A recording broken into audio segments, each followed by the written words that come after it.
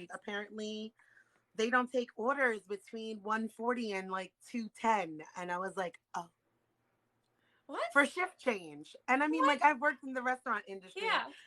and never did we have to shut down a restaurant for shift change. But That's anyway. so funny. That's so funny. That's very like feel like it's very European that they have like a break Yeah. there. I was Yeah. like, this is very interesting and odd. And honestly, my first time ever experiencing that. So, Yeah. Yeah. Oh my gosh. Well, thank you so much for having me. I haven't done like as you can see from my not knowing how to join a live also.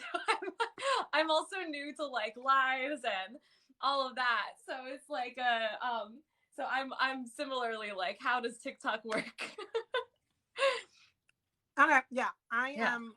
This might be my second live too. So please, no. I just was Yeah. like, I wanted to talk to somebody like from the Jewish community because I'm keep Yeah. hearing like one thing, another thing. And I'm like, okay, so like, where's this shared conversation? And only because you and I have built a rapport, I would never just be Yeah. like demanding, like, hey, you're Jewish, come talk to me. But because Yeah. we have a rapport already, and I'm like, hey, by the way, you're also Jewish, so maybe we could have this Of course. um Of course.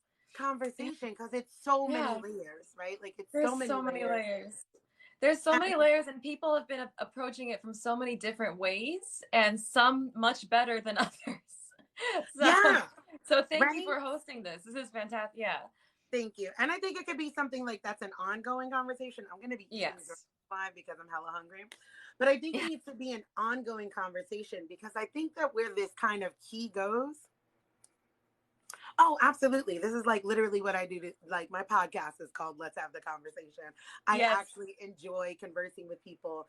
And I think that in doing so, you see more of a shared commonality than us being in our right wing, left wing, Jewish, Black, Hispanic, like gay, straight, trans, Mm-hmm. cis bubbles. Like if we're not able to kind of come together and just see, and we don't always have to agree either, right? Like I'm not saying I'm Mm-hmm. going to agree with everything and you don't have Mm-hmm. to. But that being said, is that I think that it could be an ongoing conversation because similar to like Whoopi made a statement that Jewish people are not a race. Mm-hmm. And but race has evolved over time, right? Mm-hmm. So I Mm-hmm. think when she was talking about it, right? And also race is just not applied the same as it is to us in America, right? So like Yeah. there's a couple Yeah. of things just in that. And For even for my sure. own self, I never saw Jewish people as a race of people, For right? sure. I see them as an ethnic group, right? Like that's a whole like that's like saying somebody's Irish to me. Like Yeah. that's an ethnicity, not Yeah. a race. They for me, from my understanding, is they became racialized Mm-hmm. due to, the guy. I don't think we could say his name, like he who should not be You don't named, want to. Yeah. Hitler. Yeah. So I think that's kind of like where that kind of confusion comes in. Yeah. Yeah. Um, I think there's a lot of erasure that goes in, especially when somebody's like, no, it was about race. And then like you had a great one that's like, no, like here's Afro Germans, here's Romanis, here's like, Mm-hmm. there's like a huge erasure if we just put the face of Jewish people as what we perceive to be white people. Uh, Yeah. Another point, I'm just trying to get them all out so then we can kind of, is Please. Yeah. the Jewish experience is a diaspora. So Mm. like if we're gonna go like all the way back to the beginnings, right? Like these are like African Hebrews, which is like where like Mm-hmm. when I get the Hebrew Israelites, I'm like if that's the case, then we're all Jews. Like Mm-hmm. we don't have to exclude white passing Jews. If I Mm-hmm. mean I'll go for it. Maybe we're one Mm-hmm. of the lost tribes, right? Like there was Yeah. 12 of them. It was a diaspora. That's possible. But Mm-hmm. that doesn't mean it's exclusionary because if in fact you believe that there's a diaspora, which I do, Yeah. obviously as they moved into European spaces and joined up with more European different or it was going to change, right? Oh Like yeah. your looks were going to change, but Absolutely. these are still Hebrews. Yeah. So like I'm like having a lot of feelings about that, Yeah. right? Like because for Yeah. me it's like they're still black people. like Yeah. that's how I look at it. Like attacking Jews is like for me is like those are still black people. They're just white passing at this point just Mm-hmm. because of the diaspora. Like Yeah. many of us, even within the slave like the descendants of slavery, like we have white passing relatives. So Yeah. anyway, these are just like my jumbled thoughts. Yeah, there's so much, there's just so much to unpack and so much to like rumble around. I think one of the things that's been like what you were saying, like we, and this whole conversation and like the conversation surrounding it, 99% of it, what I'm seeing is kind of like revolving around a very, very valid argument to talk about Judaism and race, and like, how white Jewish people are oppressed in very different ways, than Whoopi has experienced oppression. Everyone's experienced oppression. Um, and so that's like one thing that that is central and important to like what we're talking about. What happens is that and I've been, this is something that what I was trying to express in the first video, and I kind of want to think about more, is really like how that narrow understanding of the Holocaust, that narrow understanding of what happened, is very, very detrimental to how we recognize white supremacy all around, all everywhere. And so what's happening is that this whole conversation has been kind of reduced to the conditional whiteness or not whiteness of white Jews. Right. When it's this very, and like I'm it's upsetting because like I'm not seeing that change, where I'm not seeing that, this is where like a lot of people are like, well, this is really upsetting because ABC has suspended her. I think a lot of people, at least like in my corner, have been like, this is absolutely more harmful than anything, is suspending her. It stokes the fires, right? Because it definitely makes it seem like, oh, well, this black lady got suspended for talking about Jews. And like, then that fills into the like anti-Semitic tropes of like, Jews run Hollywood, the Jews run everything. And I'm like, oh my God, you guys are really fucking going in with the anti-Semitism here, right? Like really, as a company, there was a conversation. Their whole fucking show is The View. They have uncomfortable conversations. Like, why did we not dig into this deep? Yes. So continue. How like this would have been such an excellent opportunity. Amazing. To have a expert on the Holocaust to come on and say, listen, like it is, and we even saw like it's in that conversation, the other members of The View were like, hey, Romani people were all immediately were like, Romani people were also discriminated against, all these, it was larger than that. And this is how we know, it throws it a little bit more into relief that it's about race. Right. I mean, the one thing that is really interesting, and I was planning a video on this, but kind of want to like recontextualize it. It is like, hello. And I kind of want to like I was going to make this video. I kind of want to like rethink how I want to do it, but of course, there are so many different, within Judaism, we have so many different ethnicities. And one thing, if we're just looking at Ashkenazi Jews, like it's so, it's really complicated. It's like, yes, we are that diaspora. For hundreds of years in Europe, we were intermarrying, we were intermixing, and then we had, one of our other major Holocausts that gets kind of put in the shadows. And we don't really talk about like how Ashkenazi, we were, put into Eastern Europe, we intermarried with each other, and then that's how we became that distinct ethnicity. And so of course we are just that one part of much larger Judaism, but it is I think one thing that we're missing in this whole conversation is that, yes, we absolutely, unless we are physically look different, which is a much more dangerous way to be Jewish. It's a much more, you're identifiably Jewish. Yeah. And we are not identifiably Jewish most of the time. And that's actually one of the like very interesting, insidious parts of anti-Semitism, where you have, people that believe in it, see that kind of adds to like the sneaky trope, where it's like, they pretend to be white people, but they're actually like sneaking around, doing all this thing. And that's why you see sneaky Jews out here. Sneaky Jews. So that's where you have like the, yeah. So that's where you have the like, and that's why why, like, and I was so happy you sent me that video, that, like, that was something I knew that I needed to, like, sit back and think a little bit more about, where it's like, her comments, they were wrong. But she was pointing out a really important thing, where it's like, apply, which we, by applying, like, this very, very different conception of race in current US to 1930s, 40s Germany, we can see how it is different, and how, like, we do need to, like, talk about those differences. Yeah. Not only that, if I could just interject, is that, like, Yeah. I want us to, like, as Americans, right? Because somebody, Arena asked about your background, and Yeah. Oh, please yes. definitely do that. But Yeah. I think that we need to remember, first of all, like, America is a nationalist country, period. Full stop. Done with that, right? Like, need not go any further. Right. We only, like, learned about the Holocaust, and, like, the systems consistently pit all of these things. That's part of white supremacy, is keeping people Yes. isolated, removing them from community, stripping culture, and removing humanity.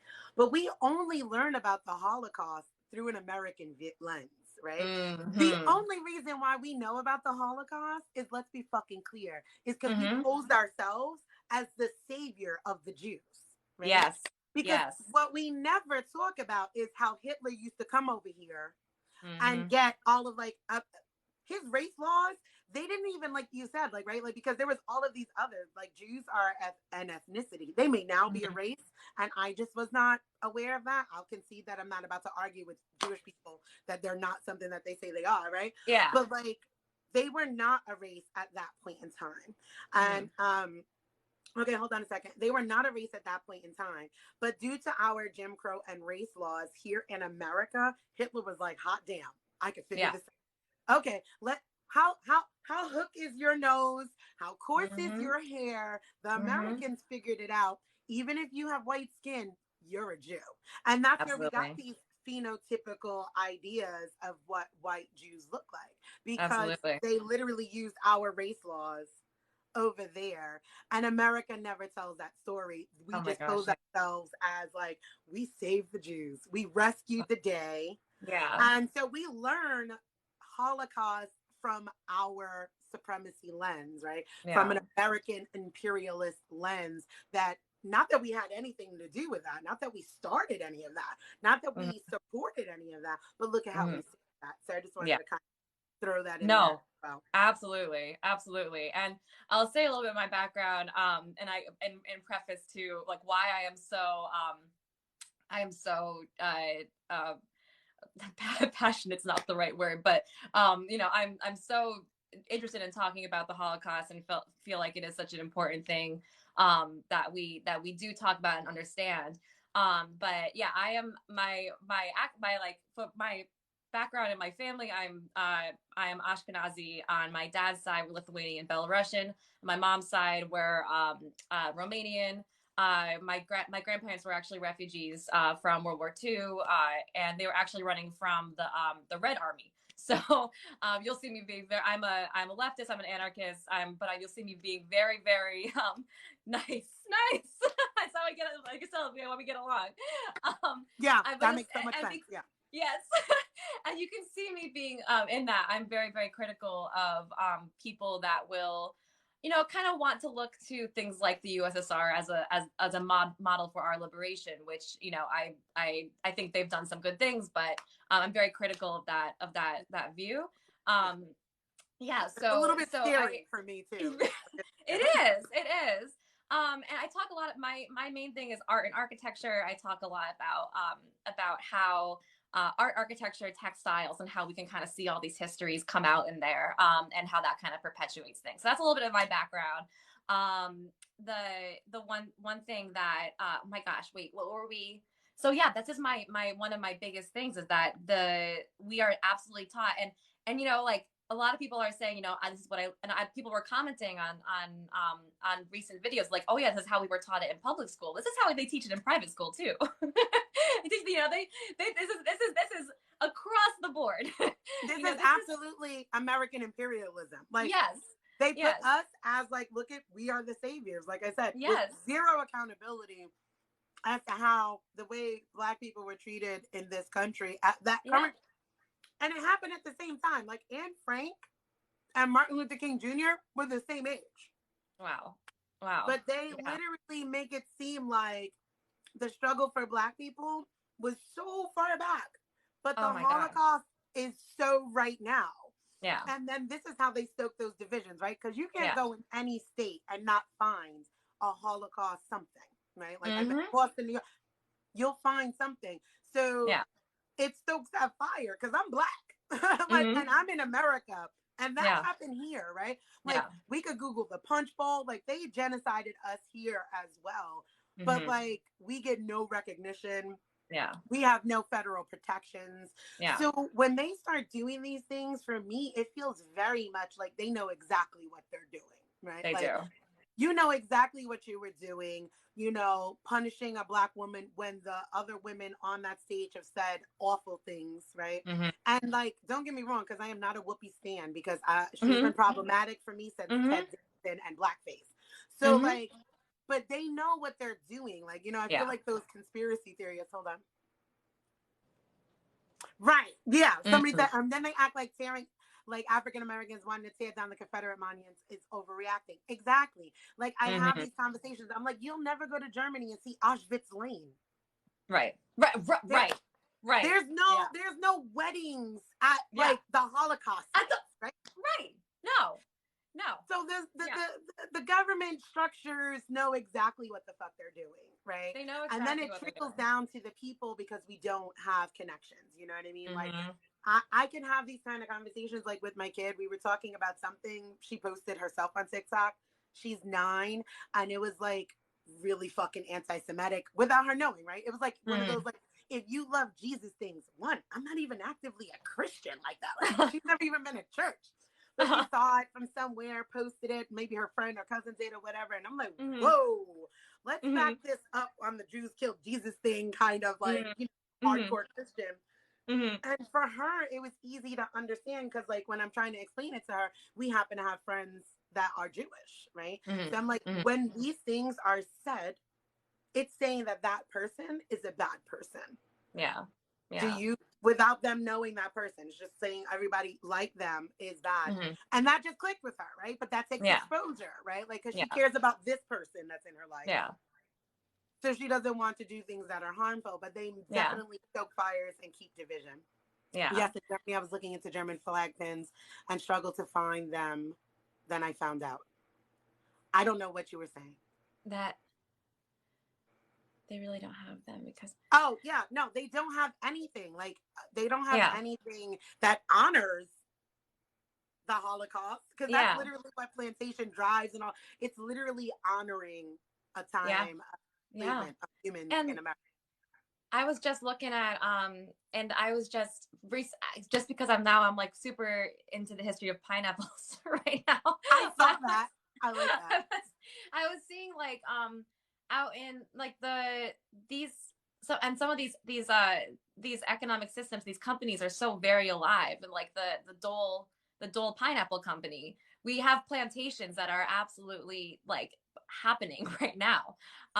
We have a number of things that, you know, if America, it's a dangerous thing for the government to be teaching the Holocaust the way it really happened, and the way that our government actually responded to it. Which first, you know, like what I try to tell people a lot of time is that this government did not give a single shit about Jewish people, and they actually still don't. They put our what they do is they put our they sensationalize, and I think they sensationalize and fetishize our suffering, and they make it into something to congratulate themselves, while at the same time being anti-Semitic. So you have like the best example for me is 90% of political Zionists who are in fact evangelical Christians, who, you know, say that they are working in our defense, when in reality a lot of them believe that, you know, we need to all return to they're being actually very anti-Semitic. They want us to return to Israel to usher in the end times and all of that. So oh my God, what? It's one of those wacky things. And like what happens is what it's not to say that like it's not to say that like, you know, because I think what happens is that there's also ends up being like pushback when you're like, you know, not only Jews were killed during the Holocaust. Sometimes you get pushback being like, oh, you're trying to downplay the Shoah. And Right. what it actually is that, you know, we're actually putting these things in context. You cannot understand anti-Semitism if you don't see how it's interlinked with other forms of the other forms of white supremacy, with Right. with And get out of the anti-blackness, with everything. idea that white people are not impacted by white Mm-hmm. supremacy. Right? Like Yeah. that has to be a whole other kind of conversation. Like, 'cause that's Yeah. like pretty much what my platform is like, so y'all don't see how white supremacy and the rules of white supremacy like impact you greatly as well. Like you Yeah. benefit from obviously the systems in place, but like you're woefully impacted by it as well. And like not adding that lens to it really does make you believe, like, because I know for me, even in my own anti-Semitism and like anti-oppression DEI type of work, I was anti-Semitic as fuck, like, and had no idea, right? Like I'm a New Yorker, so like our schools go by the Jewish calendar. So it's not like I wasn't even exposed, right? Like, Yeah. but I had the whole idea, you know, they own everything. I believe the Rothschilds, like all of that. And like, I'm lucky that like a friend of mine was like, hey, come here. No. Like, no, hell fucking no, right? Yeah. And he and I have been able to like have really good unpacking conversations on both ends of it, right? Like, why do you do this? Why do you do that? Where does this mean? And the history goes back so much further. Yeah. So then when you start putting all of that into context and then you start looking at the multiple truths, because multiple truths exist. Even Absolutely. if Jews are a race in America, Right. if you are a white passing Jew, you are now white. Welcome to America. Right? Absolutely. If you are, I could be a Jew for like Sammy Davis Jr. was a Jew. Betty still got treated like a black man. Like, like it, right. You're black first. Like Yeah. in America, you're black first. Before you're anything else, that's what white supremacy does. That strips you of all of your humanity, all of your culture. Same thing, you're white first. It's great that you're a Jew. That's awesome. Going 1,000 backs a year. In here, you are white. So like, and that was a really good thing to have a conversation about, like unpacking. And you could feel however you want to feel, right? Like I go on this app all the time. Like nobody gets to take away me being Irish. I grew up culturally Irish. My grandmother was an Irish immigrant. My mother was first generation. We grew up Irish culturally. That is my culture. Yeah. See this? This is black, and that's okay, right? Like there's no real thing outside of those two binaries inside of white supremacy. And for me, that was the conversation that got missed. In such a great way. And then punishing her, which then in turns is anti-Semitic and anti-black simultaneously. Yes. And I was like, yeah.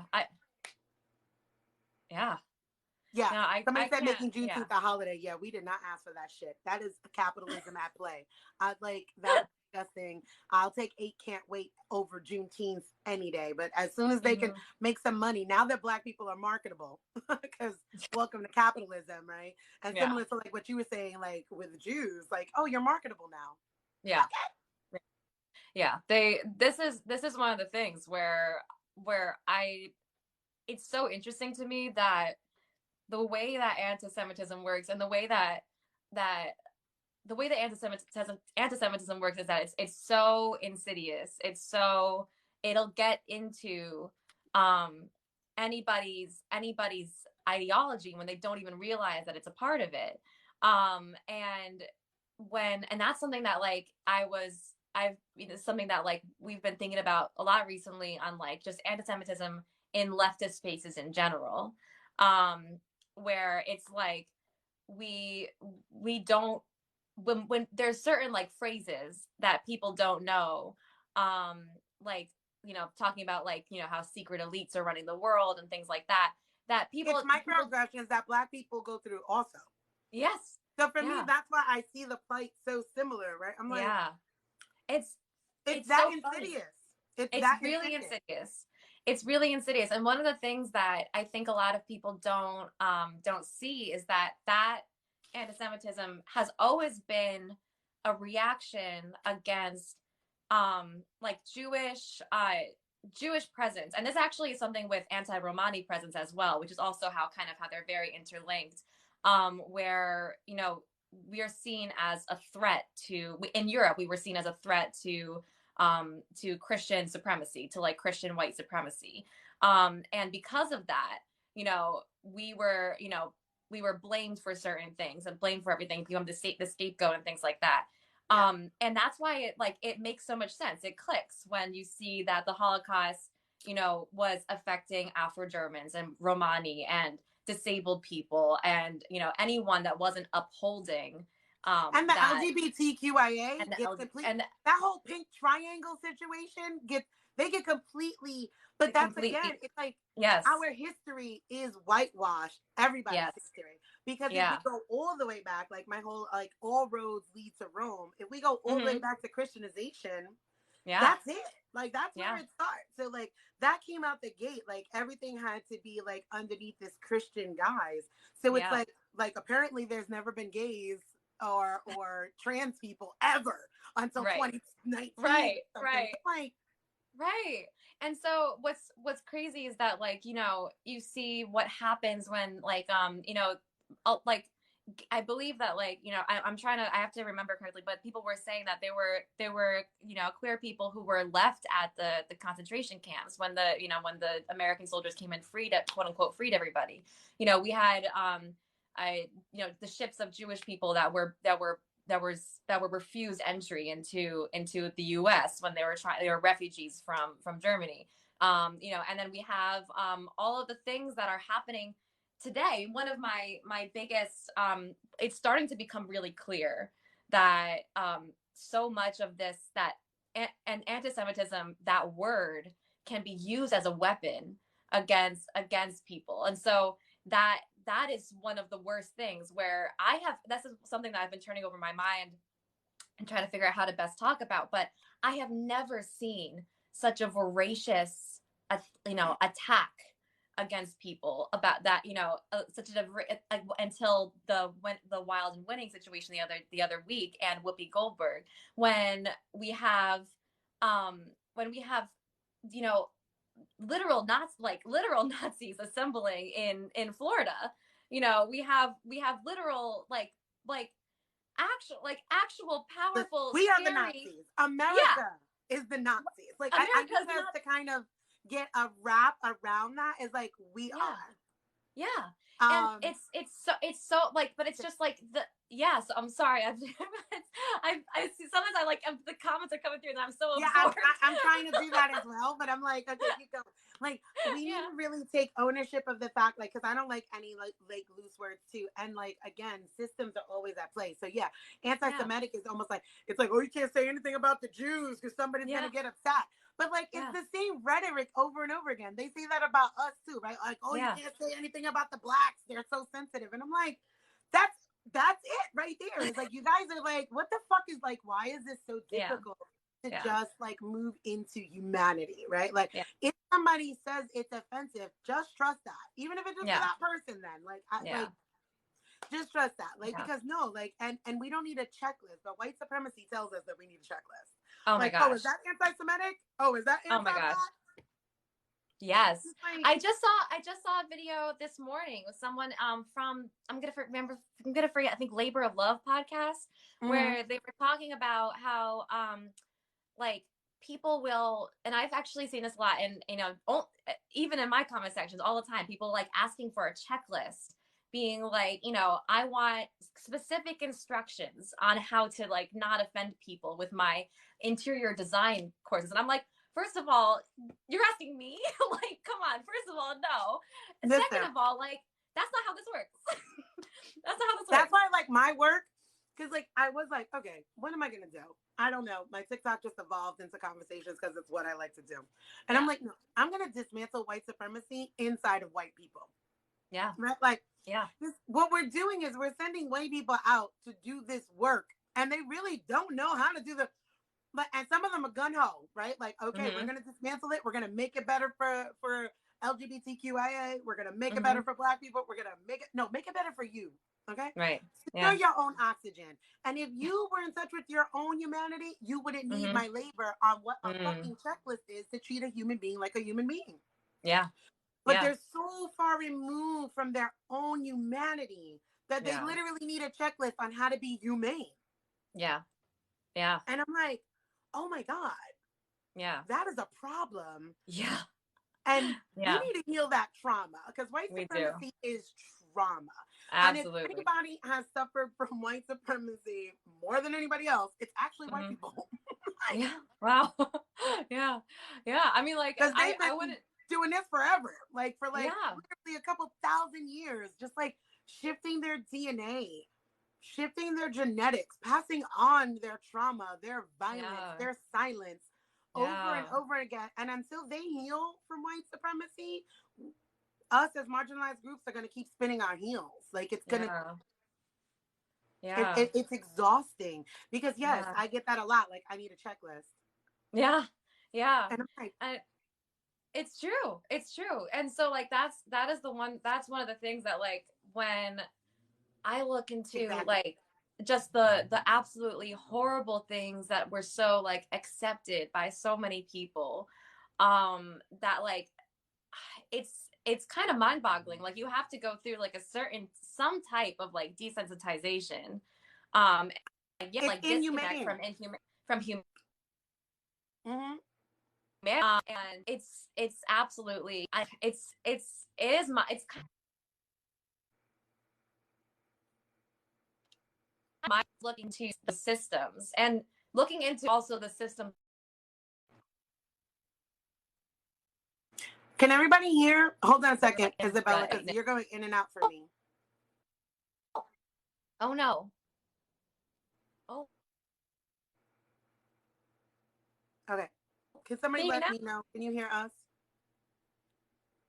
It cut now? out for a second. Okay, we're back. Okay. I saw someone say something about is it still patchy? Is it still patchy? Is it maybe it's my internet? My internet's not doing the best. But it is really interesting to see like to look at those systems and realize that like you know I don't like to say that me of course my audio is not done. I don't I wonder It's going in sometimes and it's out. like Just take your time. all right. Um, but you can't hear me. So I'm gonna. I don't know. I wonder why that's happening. Um, You're much do you know better what's now. crazy is okay. All right. So Yeah. let's hopefully hopefully it'll stay for a second. So I mean, what's crazy is that I think what I want more people to be doing is just to look at the history of the Holocaust as something that is not that different from what's happening in the US right now, in many ways. And of course it is different because we're in a different setting, we're in a different time. There are different actors, and white supremacists have developed all of these very very effective ways of saying, oh, I'm not a white supremacist. Oh, I'm not, I could never, I'm not a Klans person. I'm not any of that. It's But binary. It's very binary. it's very binary. And like one of the more, I think, insidious ways is like, you see people not, like denouncing people, just not denouncing, Nazism, things like that, where but then even just things that it's like it's not just the Nazis, it's at the border wall, it's the eugenics and the COVID response, the absolute, it's our police system, it's our prison system, it's the way that indigenous people are treated, it's all of these things where like you will get you'll get I kind of made fun of if you say that the United States government is a fascist government, but it's like But I don't, you know what it is that, see, and then that for me right there, full stop, is where it gets anti-Black as fuck. Because if in fact you do not believe that we as America are fascist, are like the fucking Nazis, then you're not seeing Black people in their experience. You're not seeing that we are still in a country with our captorers. It's like if somebody came in and kidnapped your kid, like, and kept them for 10 generations, and like now, like, no, they could walk around free. Yeah. Are we free? This is Yeah. trauma. Like, we're all Yeah. suffering from the trauma of white supremacy. Like, we are absolutely fascist. We are absolutely nationalist. Yeah. We are indoctrinated and not educated, right? Like, I didn't even stand for the Pledge of Allegiance, like, when I was younger. I was like, this doesn't feel right. And I was like a rebel, right? Like, I'm I glad. remember I was like in PS 56 in the Bronx. And I was like, I'm not fucking standing for this. I don't believe it. And I just like, it just, you know, like I share a lot. My mother, like I said, my mother was Irish and revolutionary, right? Like she was like down like Rainbow Coalition. She was like anti-cop, all of the things that usually come when you come from a immigrant family and you know your own history. So like I kind of got that in me, right? Like so I'm like, right, the army was segregated, correct. My uncle served in the military when Black people couldn't even have guns in the military. Wow. And then graduated up into the point where he then became a master sergeant. He was at, when they allowed us to have weapons, he had one. But like, yeah, we're disposable. So to not see, for us to not see America as fascist, or like I said, tying that link of the Holocaust to American practice, and like anybody can Google Hitler learning from America. Like you could literally Hitler and America. Like, and it's like there's like, here's 5 books. Have a nice day, right? Like, and literally like the nose measurements is exactly what they did to us, right? Paper bag tests, right? Like, oh, you're okay, you're not okay, right? Like literally these kinds of things. So for me, that is exactly where like that hard line is. And it's like, we could really kind of come together in this conversation because it's a shared experience during a shared time, during shared energetic fields, right? Like I don't need to be, and I'm not in an oppression Olympics. Like, well, 6 million Jews were gassed. Okay, well, like 12 million slaves, I'm not about to quantify inhumane treatment, right? Like I don't feel like that's a need. Like this is horrible. It's still horrible. We just witnessed like people just be held fucking hostage in a synagogue. The same way we just witnessed a Black man be gunned down in 9 fucking seconds while still covered in a blanket. Like, I don't want to do this. I don't want to do this. Like, when are we going to be like, this government is a problem and we're all in. Yeah. 100%. 100%. And what you were just saying also about it's and that's one of those things where when we don't look at all these things as interconnected, that becomes an issue. And one that was what you were just saying about your mom too. I actually, my mom's, but I was saying my parents are also from Queens. I don't know if I told you. But, I did not know that, but I'm so fucking thrilled, and this makes more sense. Okay, good. I'm from Connecticut, but I very much identify with like my parents coming from Queens and like kind of growing up in like that culture, and being very distrustful of cops.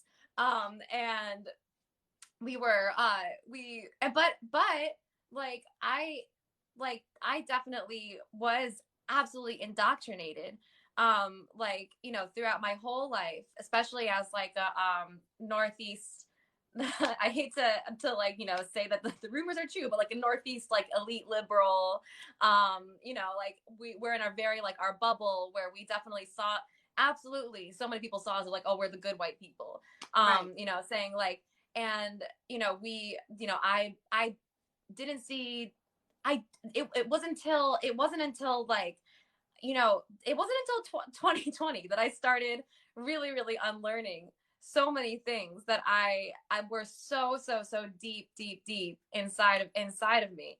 And Honey, I'm still healing.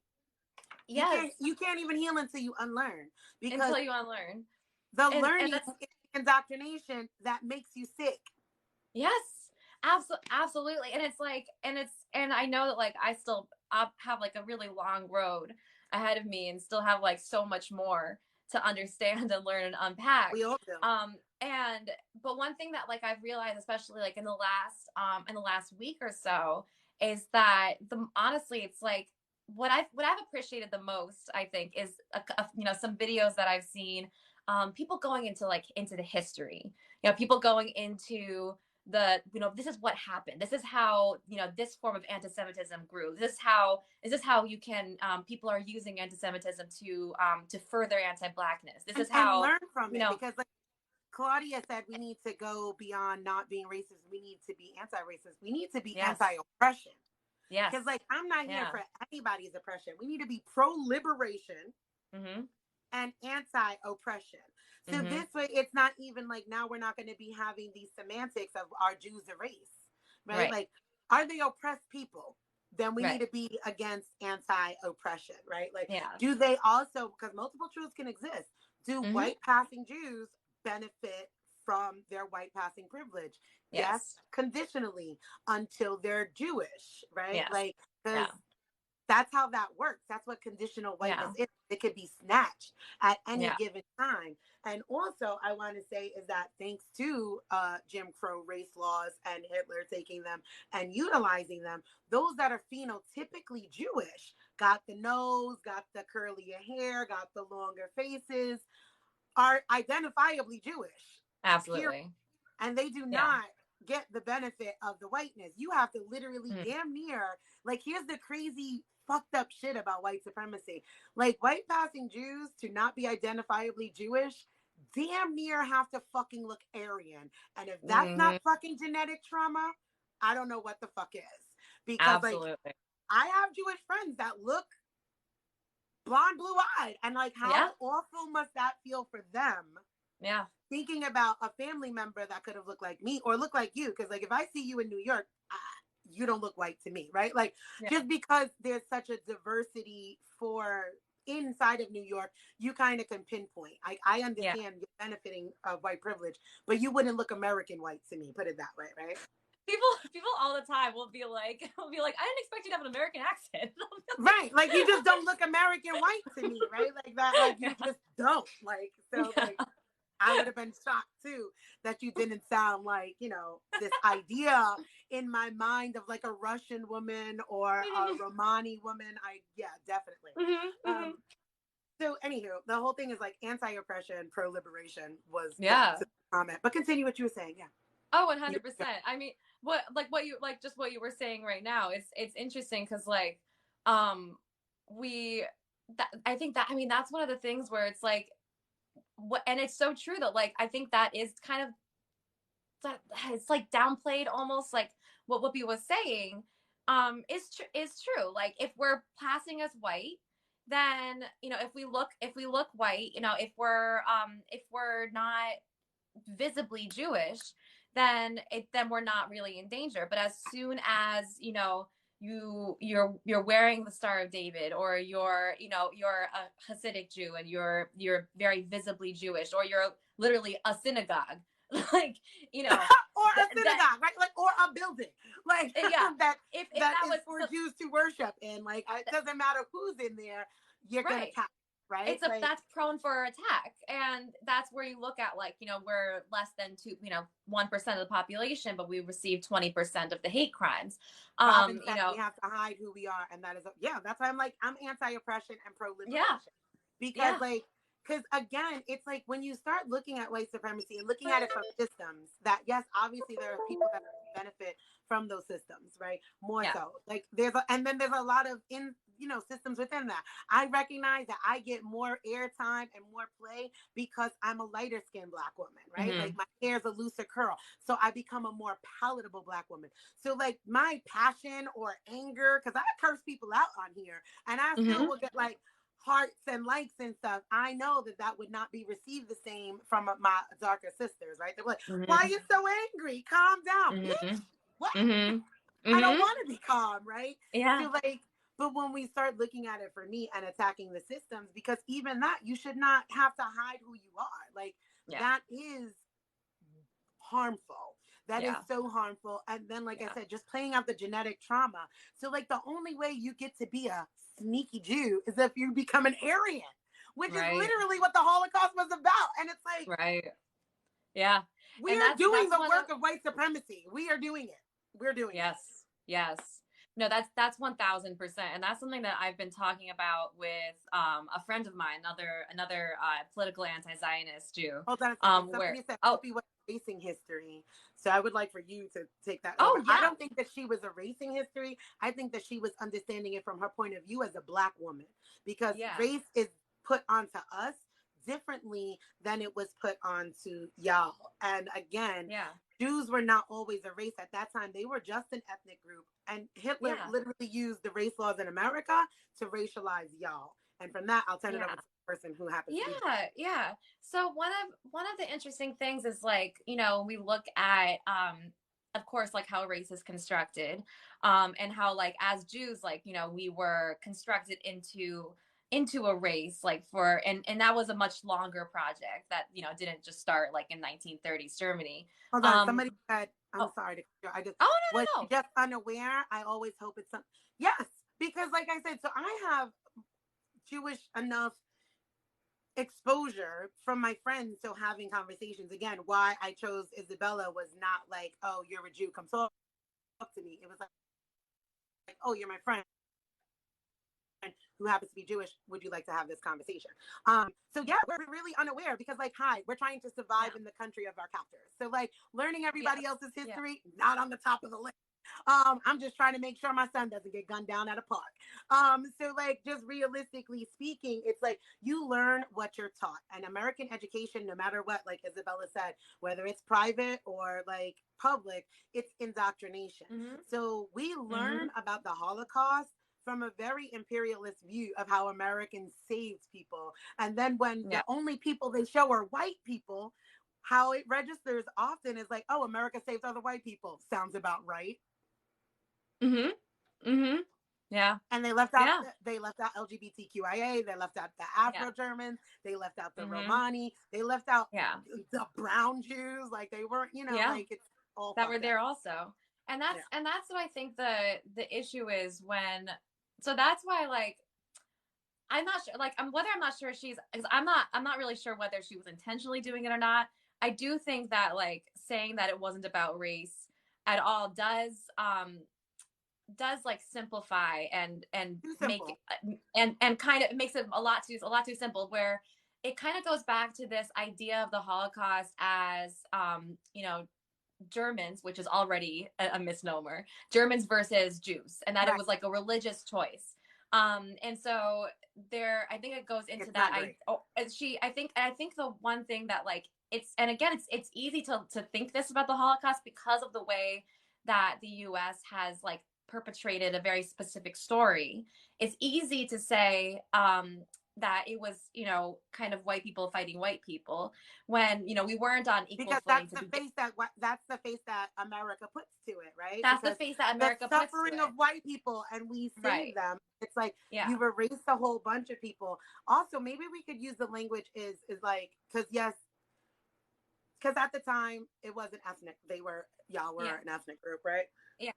But that is what the Holocaust was. That is what white Yeah. supremacy is about, creating race. Yeah. So, Because but it's like, when it was yeah. happening, it was the creation of the race Yes. of Jews, right? Yeah. Like that was the Yeah. point, was to create a race out of Jews in order to kill y'all. Like Yeah. that was Yeah. And that's the the thing point. is, and again, like, one of those funny things is that, like, we had been thought of as a race in Europe, actually for even, like, for longer than I think a lot of people Oh, I did not know. expect. Yeah. Yeah. So, like, so that's actually and this is something that I need to learn a lot more about. But if you look at, like, the beginnings of racialized thinking in Europe, a lot of people like to say, it's only happened a few hundred years ago. It actually goes back 1400. way back. 1400. It goes back to the 1300s, goes back Oh, to the 13, sorry. 1400s. And you see us, like, them looking at different groups, specifically Muslims and Jews, and then they'll call us all the Semites, as that difference that existed. A lot of us were existing in Europe at the time. And so Exactly. that can, Ireland is still colonized by the Brits, by the way. for sure, North for Ireland. sure. Um, so that's one thing where it's like we were definitely thought of as, I think it changed a lot over time, especially Judaism, and like us as a group of people is still it's fluctuating all the time. It's fluctuated, for hundreds of years. And of course, like it's because of the color of our skin in terms of European Jews, why that can fluctuate. Um, and so Can like I that's interject why. something? Like when you just said like the Jews and the Muslims, do you know it was only like 4 months ago that I knew that Muslims were Semitic as well. Yeah, yeah. So I was It's like, and it was mind blowing because, like, duh, right? Like, the split is like yeah, Abraham and Isaac. They're from the same father, so they're Semitic yeah, people. But yeah. literally, like, because again, our indoctrination is anti Semitic is Jews. The face of Jews is Mhm, white. So it's mhm, like, if you say anything against the powerful, rich Jews, like, mm, oh, you're being anti Semitic. And then, like, mhm. then now that, like, well, that's anti Islam or anti Muslim. And, like, I did not know that Muslims were Semitic people. And I was like, Yeah. so ashamed to not. I was No, like, I mean, and was and it, raised a Christian, by the way, and knew the story of the split. So, like, yeah. And what's crazy. interesting too is that even like that idea of like Semitics and things like that, like all of these things are kind of, yeah, it's kind of like a language family. Like it's kind of like Right. seen as I don't think Muslims do proselytize very much. I think it depends. They don't. It depends on where. It really depends on the group. But at least I know that like in Judaism, and I believe in Islam as well. Don't quote me, but proselytizing is not. I don't think It's they not do either. kosher. I think that's like Yeah, distinctly Christian, right? Which would yeah, make sense considering that's how they came out violent. Like, oh, we've conquered so much and we can't control but so much physically. yeah, So let's yeah, create one nation under God and like let's yeah, turn everybody into Christians, which yeah, somebody said like the Inquisition, murdering Jesus the Jew, yeah, like, hating Muslims, all of the things, right? Making black people yeah, evil and removing us like we don't even exist. And like yeah, it's and Christianization yeah. is what. I'm seeing comments coming in about like the like Semitic and like the language groups and things like that. It's definitely something that's really really complicated. Yeah. Like it becomes different things over time to different in different ways. So like, but one of the things that is interesting is to look at how Islamophobia and anti-Semitism are actually very interlinked. When they are often, of course, pitted against each other. And Right. it's That's the why I same had no thing. idea It's that what they we're were talking both about. Semitic, right? Like I Yeah. just that's what I'm saying. I'm not saying like, oh, being anti-Semitic is being anti Oh yeah. is Yeah. Islamophobia is Islamophobia. It just was wild to me to not think that brothers Yeah. were of the Yeah. same family. Yeah. Yeah. Absolutely. Yeah, yeah. Absolutely. But now I'm forgetting where I'm totally. I feel like I was on some type of a track, and now I have no I have no Shit, I'm idea. sorry because like my No, not it's not ADD is it's like not you. I think it's just me like just going off because like honestly this entire week I've been walking around my apartment being like this is true, but this is true, but this is true, being like juggling all these things around. But I think one of the things that I remember what I was talking about with my friend was this idea of like the project of Jewish whiteness, where like in America specific especially, we have, as and obviously not all of us, and not all of us are privy to this because of course there are many Black Jews and many Sephardic Jews who have not become white in any way. But there is absolutely like a large contingent of people in our history, um, in different ways that have really very actively embraced whiteness. And it's a very interesting thing to look at the history, to see how that's happened and how and this is something that's happening, happens with many different, Eastern European, especially like immigrant groups that, looking at that that that question of how do people become white? How do they perpetuate white supremacy? What is that loss of connection and culture and community, that goes along with all of that? And I feel like that's what I'm it there's a lot of fighting, there's a lot of things going on, when, as I don't I know think the, enough about Palestine to chime in on that, but oh, somebody said that's I, why Palestine is suffering. I don't know, and like I've been told that my views on it are like I, pro I mean, Israel and anti Palestine, and I was like, okay, I'm gonna just shut the hell up then because like that's not how yeah, I I mean, feel. I'm not I'm sure. just like, okay, maybe I'm wrong. Like that is so. It is a very so. I just kind of No, stay in my lane. Stay in yeah, my lane. I don't know where, I don't want to get too far into the occupation of Palestine, because I know it's not Yeah, just like not what's on the docket today. yeah, But the reasons why Palestine are suffering are manifold. There's a lot of reasons. That's all I'll say is that yeah, it's a really complicated topic, that I've tried to go into yeah. Robin, before, but I'll do it again. But it's something that, like, you definitely need to have a very intense background and understanding, how colonialism works, right. to and how it works in the Swana region, to talk about. Which I don't know if we have, it's off of the docket for today, I mean, but I'm yeah, down for these conversations on a regular basis because it was yeah, very interesting yes, for me. And my stance from that came from listening to Jewish people and like, mm-hmm. and having like the intersections, like, okay, like that's cool on the return home. What about Ethiopian Jews? Like, kind of going through all of those things. So it is a very complicated and like, and it's a dangerous conversation to have, like, Yeah, unprepared. Let's put it that way, right? Because like, it's oh not yeah, let carry on with Whoopi yeah. and Jews and humanity and Absolutely. racializing Jews. Yeah. I mean, so one thing that I've seen going around, and that I think kind of gets at the heart of this, is like a lot of people are talking about, her last name and the choice to have, Goldberg as her last name, Yeah, which is I like, wasn't. That was anti-Semitic. so like the thing is, like, it is anti-Semitic, but like one of the interesting things is that I feel like if you look at, like, it's also, it is, so while it is anti-Semitic, it comes from an anti-Semitic trope. But I think when you look at, like, the power differences and the way that, like, her mother kind of, I was like trying to find out more about the story, like trying to So figure out more about it. I looked The it way, up because I asked. I was like, well, like, because she has the yeah, name Goldberg, and so let's like yeah, move right on into stereotypes. I was like, yeah, well, and I it, so don't like think I've where it ever does, looked. And yeah, I'm like, is Whoopi a Jew? Because like her last name is Goldberg, it's and it's weird. she's not. It's weird because she's like, it's not, it's definitely not. So it's very strange because Whoopi has said things like, I see myself as Jewish, Right. and things like that, which is really odd. And like one of the things where it's like, but I think what's interesting is that people are so quick to name Whoopi as and her family as someone that's anti-Semitic, when we're looking. I think it's interesting to look at, like, the aspirational aspects of, Okay, like, I her want to last name. let me clear that Yeah, because like that's not what I was yeah, saying. It's like also I don't believe that because you do something you are that yeah, thing, right? Like that's some right, white right, supremacist shit. Like I say right, something anti-Semitic and I've said right, homophobic things, I've said anti-black things. That's not who I am as a person, and I'm willing to right, also unpack and learn.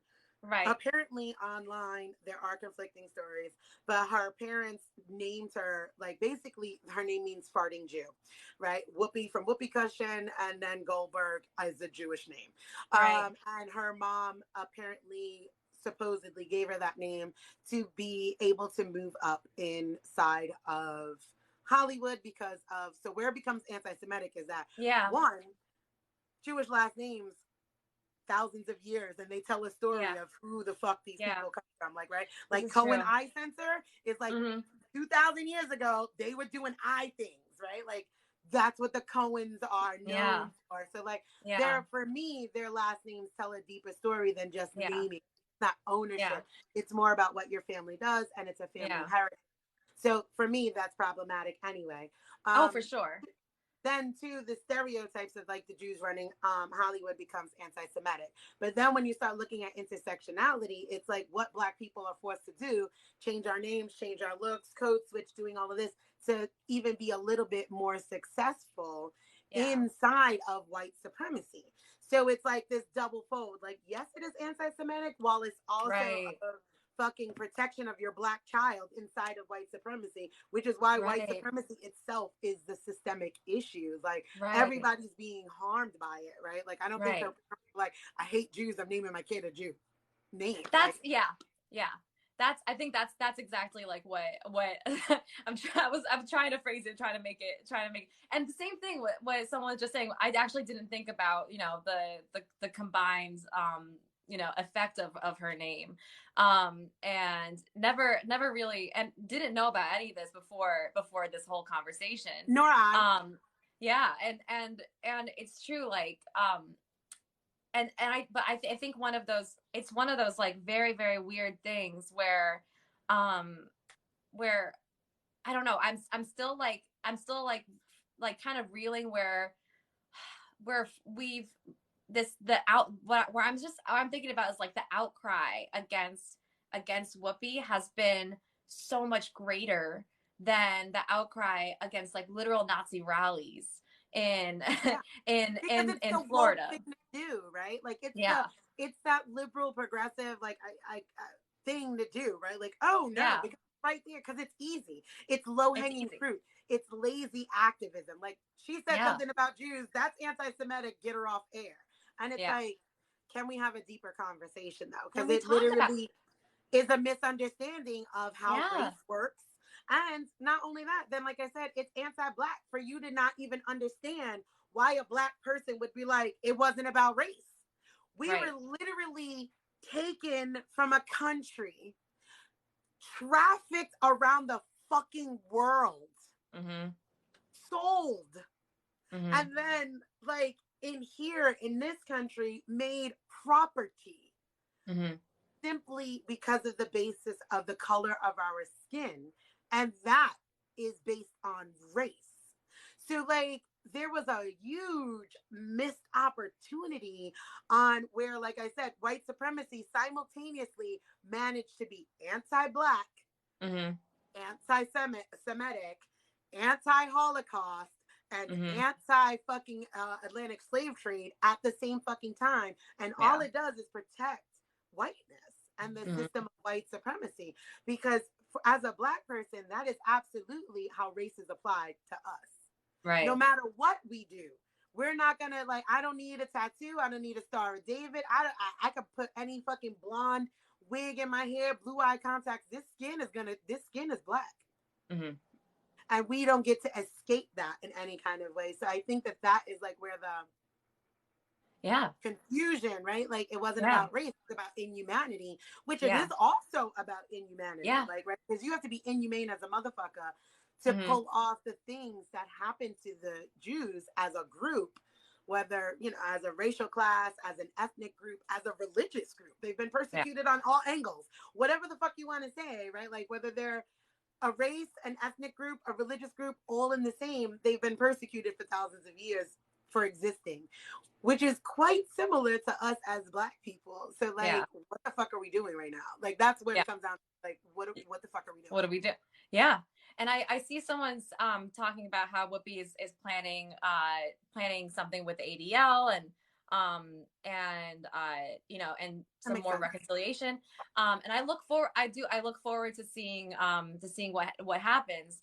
Um One thing that like what I guess is just still bothering me is you know the the almost every single response has been solely talking about Jewishness, when if we do look at the Holocaust, I think the biggest problem with saying it's not about race is that it leaves out all the other people where they were kicked off the street because of their skin color.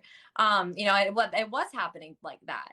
And what I worry about is that I in the conversations that are to come, how much what is going to be centered, like what are we going to be talking about, like what and I if I know anything about the way that if you look up like what is the Holocaust on Google, it says 6 million Jews died. It doesn't say any it like it's you have to search to find. I didn't know about the loss of Afro Germans until Me so either. recently. I Me I either. And I that's do not like know. wild. Like, I so do that's not what I'm know. saying. It was a missed conversation. I honestly, in my own ignorance and trusting of my indoctrination, literally had no idea there were fucking Black Afro Jews that were killed, right? 26,000. Yeah. Right. But like, 26,000 even if you look people. up the Punch Bowl Yeah. here in America, I think it was like, that was like literally, so like, this is where we get upset, like as Black people, right? Like, because again, that focus gets taken, because like you said, like, what's going to be the conversation? I'm Mm-hmm. hoping that whatever education, somebody else was like, how much is too much? I don't want her to be drugged, right? Because like, see, Right. this is a part of white supremacy. It's punishment. There's never enough education, if that's the Right. question. Healing is a journey, not a destination. So there's never Mm-hmm. enough healing. There's never enough conversations. There's never Mm-hmm. not enough unpacking. There's definitely plenty of punishment, but Mm-hmm.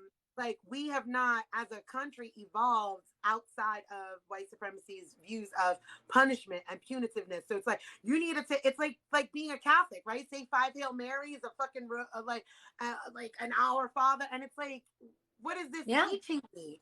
What is Yeah. like? Did it give me empathy? Did it say, like, like, for me, it needs to be intersectional, right? Yeah. Like I said, like, let's take the Punch Bowl. Like, they literally took Black people here in America, put us Mm-hmm. in somewhere, and bombed and killed us. Like, Mm-hmm. that's happened, right? Like, they've literally driven over our neighborhoods and bombed us in the United States of America.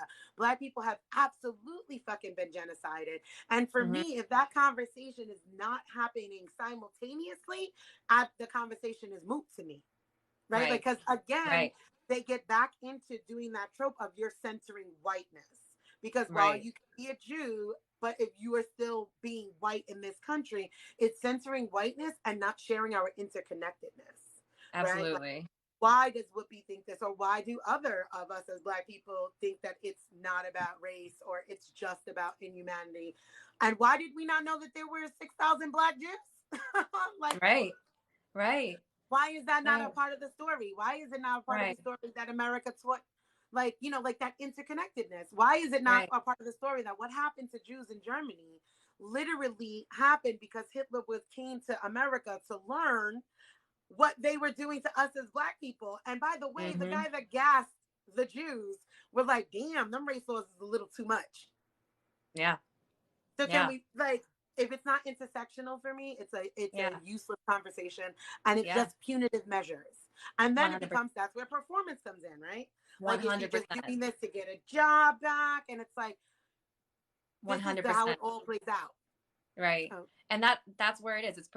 It can be, and I don't want to say that's like, and I don't know enough about the conversations that she's having to say like what her motivations are. That's not necessarily what, what I'm thinking about, like, is the ADL, which, the tweets that they had was solely focused around the Shoah, around the loss of Jewish lives, where again, cannot give that enough gravity, but if we don't look at it intersectionally, then we're not going to even understand. Right. We're not even We going to could talk understand about the the Shoah. Shoah, though. Yeah. Like, that's what I'm saying. It needs to be, and it does need to Absolutely. be that deep. It needs to Yeah. be that deep. Like, the conversation needs to be, as Americans, we have a very narrow view of when life began, and we all think it fucking happened in America. Like, life did not begin at these shores, right? Like, I lived in England, and the church across the street from my fucking house was older than this country. Not as Turtle Island, I mean as its creation as America, right? So, like, we can talk about the Shoah, and then you can talk about, like, all of the intersections within that, right? Like, we can go back, because like I said, for me, it's a diaspora story, which is not very different than our own as American Black people. Yeah. Like, so, like, I want to hear the story of the diaspora of the Jews, but I also want to hear that, like, we were a part of that too, right? Like, these things are happening simultaneously. Like I said, Anne Frank and MLK were the same age. Yeah. Yeah. I saw someone say that that the ADL said that 12 million people died, which I'm glad to I'm glad I'm good. So I haven't been, following them closely, so I'm glad to see that. So sorry, I just wanted to acknowledge correct that because I think I said 6 million as well, so I apologize because that's the number oh that's no always in my. It's not to lesson, and I don't give a fuck if it was one person that was killed just because they were a Jew. To Right. me, that is a problem. Right. Like Right. Oh no, I was 12 saying that million, like 6 I million. had said yeah, well, I had said that the ADL was focusing only on the Jewish loss, and then somebody said that they had acknowledged, you know, there's that they had talked about the greater Holocaust, which I'm the whole thing, which I'm anyway, never mind.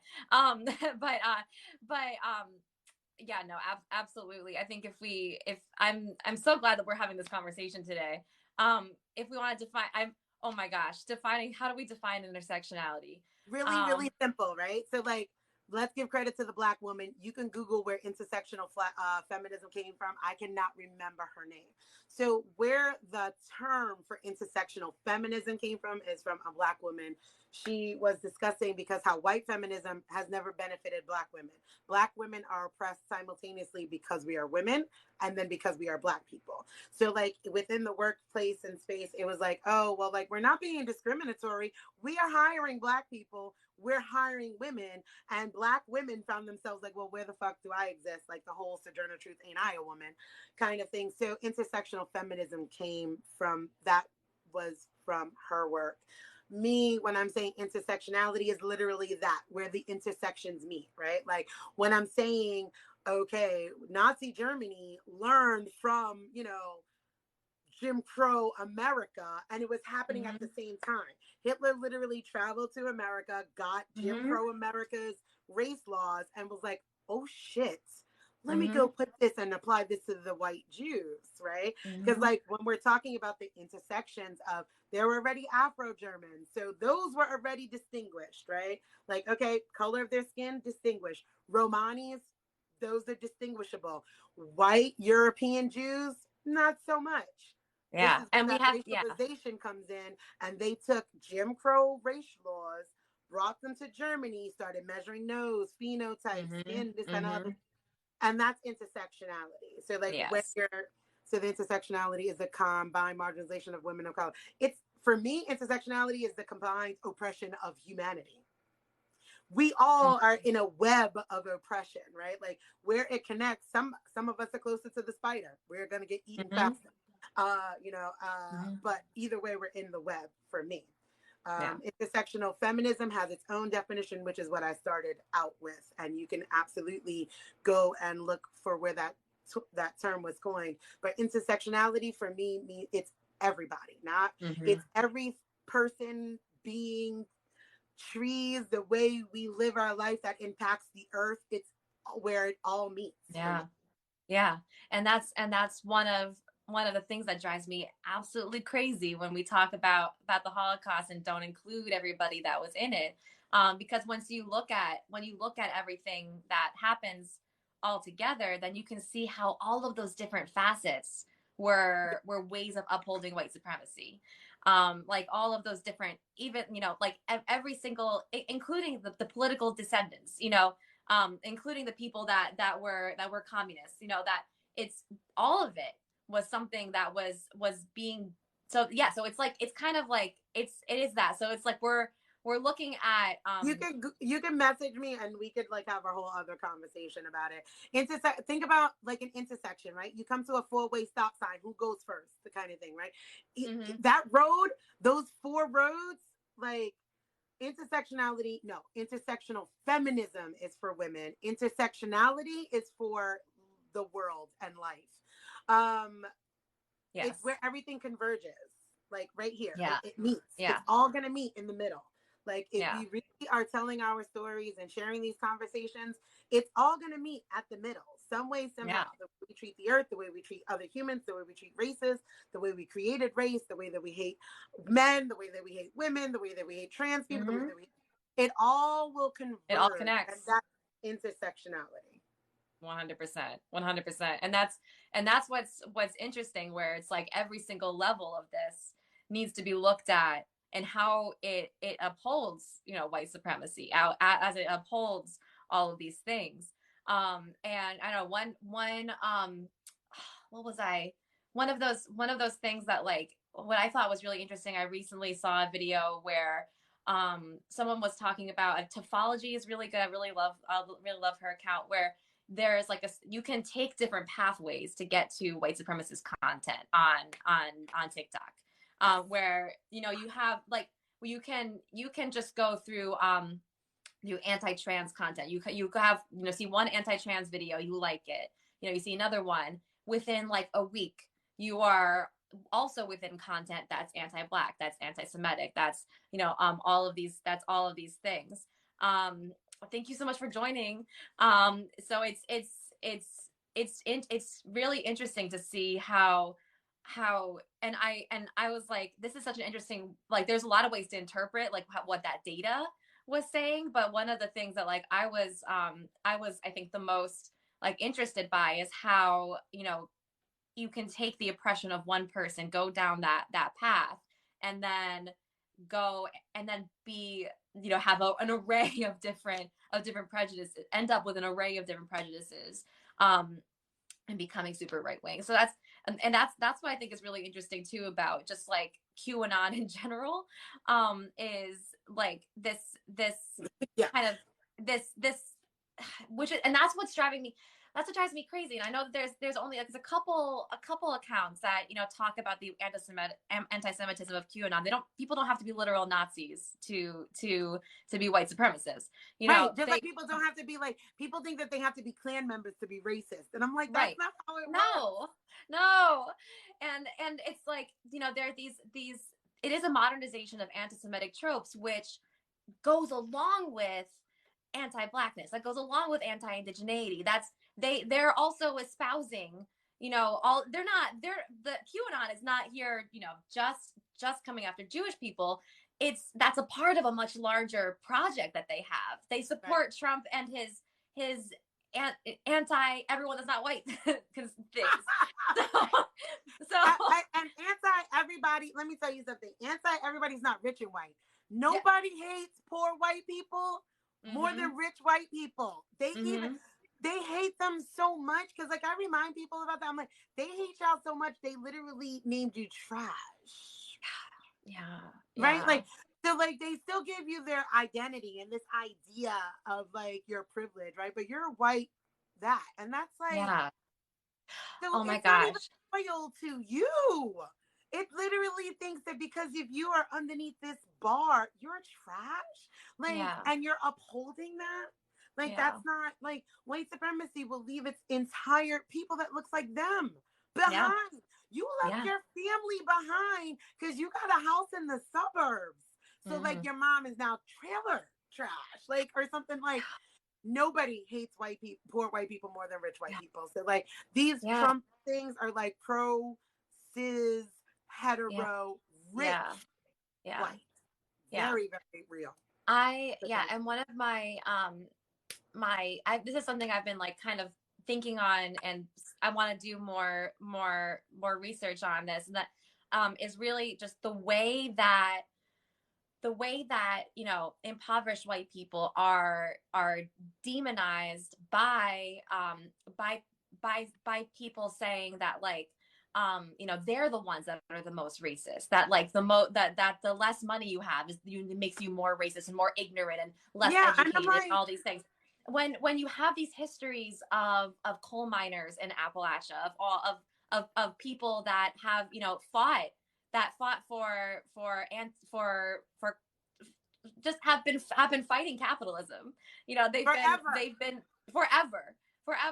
And you see it on like in like the character of the hillbilly, that trope, where you see it in like the Taylor Swift video somebody just brought it up to me, because I didn't realize it the first time I saw it, but like the Taylor Swift video where she's like it's like about like gay pride and everything, and the people, so I don't know. I'll so there's this video, and she has like a few different like queer icons with her, and they're talking about like being proud and things like that, and it is a dramatization of, they have like protesters on the side, and the protesters are all wearing plaid, and they're wearing jeans, and they're like holding up signs and shouting, and it's like it's so common, like where we demonize people when they want to imitate a racist person, they'll put on a Southern accent, they'll put Oh on like, yeah. you know, and Listen, it's let's talk about so that because messed I'm up. from the north, and Mm-hmm. my husband is a whole Southern boy, so y'all forgive Uh-huh. me Uh-huh. out now. But the country bumpkin, like how we, again, we are not educated, we are indoctrinated. Even Yes. education is a form of indoctrination. Like, Yes. because yeah, as soon as I heard, and I live in the South now, but as soon as I heard a Southern accent, I was like, they're an idiot. Like, it just Mm-hmm. was like, and that is like so classist, so northerner, so such a Mm-hmm. Yankee thing to do, right? And I was like, oh, this person has zero fucking sense, because Mm-hmm. you just like you do get this trope, like, right, like this uneducated poor southerner marrying their cousins, this, that, and other. Mm-hmm. You get Mm-hmm. all of these things play out, right? Like, I'm going to be doing something, I don't know where, when, or how, but I have it on my whiteboard. Like, can we actually talk about like those unconscious biases that we hold, right? Like, Yes. that just happened in an instant, right? Like, and it's okay to talk about them. Like, yeah, that Yeah. was fucking terrible, and I had to Yeah. unpack that, right? Like, you hear that accent, or you hear a name, or you see a person, and you those things right there, when that first response comes up, you should know that that's your programming. If Mm-hmm. you hear Mm-hmm. somebody's name and it gives you a story about who that person is, if you see someone and you get a story about that person, if you hear how they speak and you get a story about that person, that is indoctrination. Mm-hmm. That's what they want. And they never want you to question that indoctrination. They want you to believe that story is the truth, and that is your solid fact. And Yeah. that is something to take away from this all, is like, Yeah. if you hear a Jewish name and you have a whole fucking trope about Jews, that's Mm-hmm. your indoctrination. If you see a black man and you grab your purse, that is an indoctrination, right? If Mm-hmm. you hear Maria and you think of a Spanish maid, you're indoctrination. If you hear an accent and I'm doing this, that, and the third, and you think I'm ghetto, that is your indoctrination. Unpack Mm-hmm. all of that shit. Kendra, Yeah. carry on. Carry on. Yeah. Oh, oh no, I was what I mean, it's so true. I think like I remember I don't remember who it was, but I think it was one of my sisters. So like an acquaintance of my sister was just talking, he was like, "Oh, I don't like Southern people." And we were like, Like "Okay, what are you talking about?" the whole under the Yeah. Mason Dixon line, every single person. Yeah, they're like they're it's amazing. It's amazing how when you get into like a certain area of like, of kind of liberal and like and privileged Northeast, where they see the South as, and this is actually something that you see all the time. It's actually it's everywhere, where people see the South as just, only like, this specific type of racism that like we don't have up here. Or it's like we Well, you don't, know what? Being coming from both places, yeah. it is a little bit different, right? So Like, I so as it's a not New Yorker, as a New right. Yorker, Right. certain things are blatant and in your face, Yeah. right? Like, we're not the bless your heart people. We are go Right. fuck yourself people, right? Right. Like, period, point blank, full stop. So I think that may be it. Not saying because like we're all living under Yeah. white supremacy, but I think that it's just the covert ways that Yeah. it exists down Yes. And here. I don't mean to say at all that like there aren't, huge differences too, and like and Thank you, Robin. and also like, just different experiences that can be that are, that it's difficult, more difficult to exist for some people in the South and in the North, and things like that. I mean, like, but one thing that I feel like we see a lot is like this to complete like writing off of, especially just of like the people that are doing activism in the South, like the people that have been fighting this whole time. And And the there are people so that, many leftists in the South. yes, And like they're using, yes, I love Appalachian culture personally. It's a dope mixture. I mean, it makes sense because of the yeah, people that they come from. yeah, So like I personally like Appalachian yeah, yeah, culture because they go fucking hard yeah, and they don't care. And like, yeah. those are my people. Like Yeah, I'm like, yeah, yeah, yeah, and it's true. It's those like I like the Southerners. it's not that like, and it is true. Like the South, in a lot of ways, is absolutely like more dangerous in a lot of ways. I think like a lot of it comes from this understanding of, I don't know, something I've been like turning over in my head a lot is just like blaming. It's like looking at racism as something that like you can pin to a type of a person rather than like a governmental structure and governmental Right. structures that will uphold it, through indoctrination, through you know, voting laws, and things like that, where it's like, it's just, so it's, I don't know, it's kind of like mind-boggling to me, Yeah.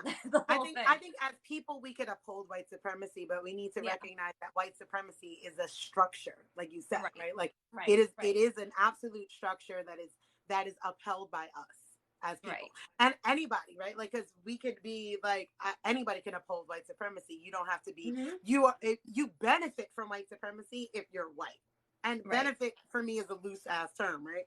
Right. But like you benefit in and let me. You benefit from white supremacy if you're white, and the only way you benefit by it is not culturally or humanely. You benefit it. You benefit from it because it's a systemic structure. So you Mm-hmm. benefit from the systems put in place for white people through white supremacy, right?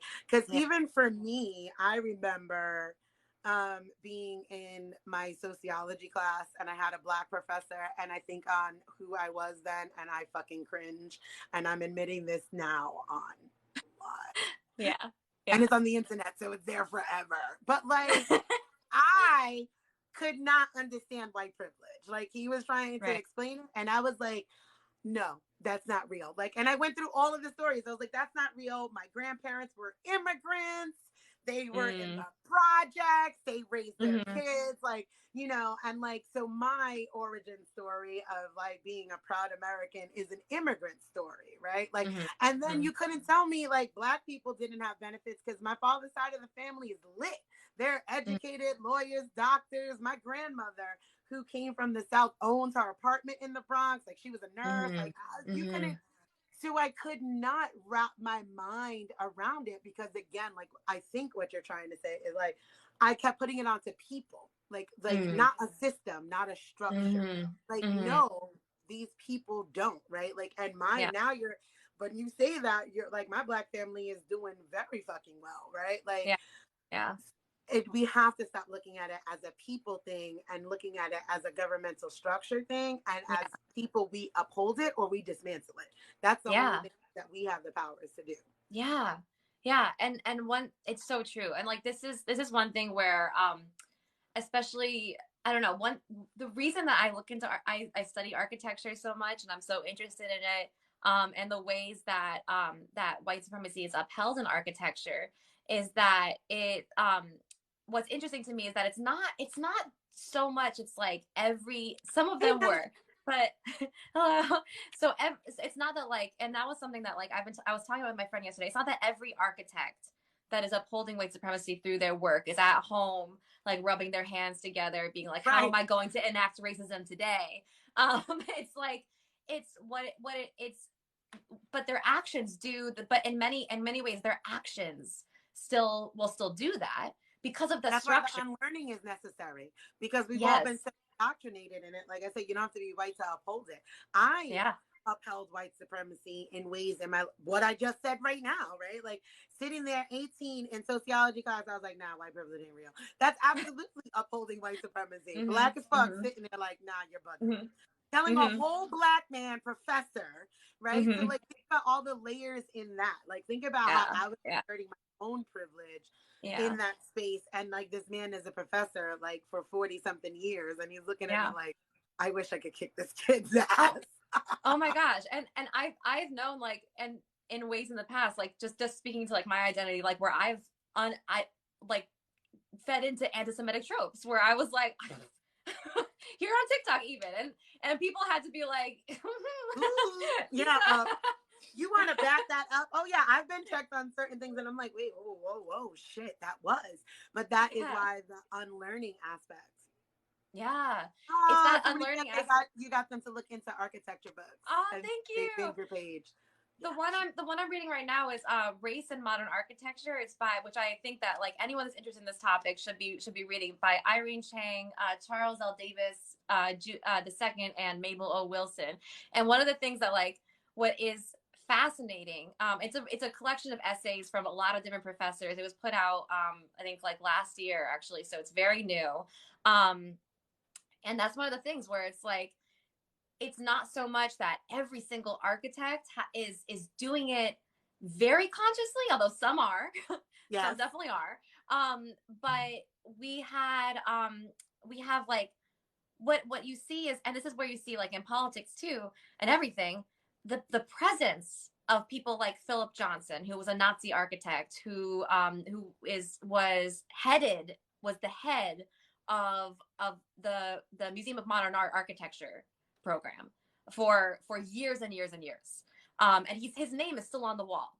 And we there was a group called the Philip Johnson Collective that was trying to get it, to get it off. And this was in 2020. That was saying, you guys need to take this down. They have not taken it down. They've covered it like, relatively, like a little bit. Mm-hmm. So, oh my gosh, you guys, thank you. But we what's interesting to me is not just the presence of Philip Johnson, but the comfortability of everybody else around him, being so comfortable with his presence and so fine with that. And so he was very, and we have people like Le Corbusier, who was a fascist, he was anti-Semitic, he was a racist, he was all of these things, Le Corbusier. But what's interesting is that, his history was kind of covered up by the French Academy, like they tried to make him look like a liberal or whatever.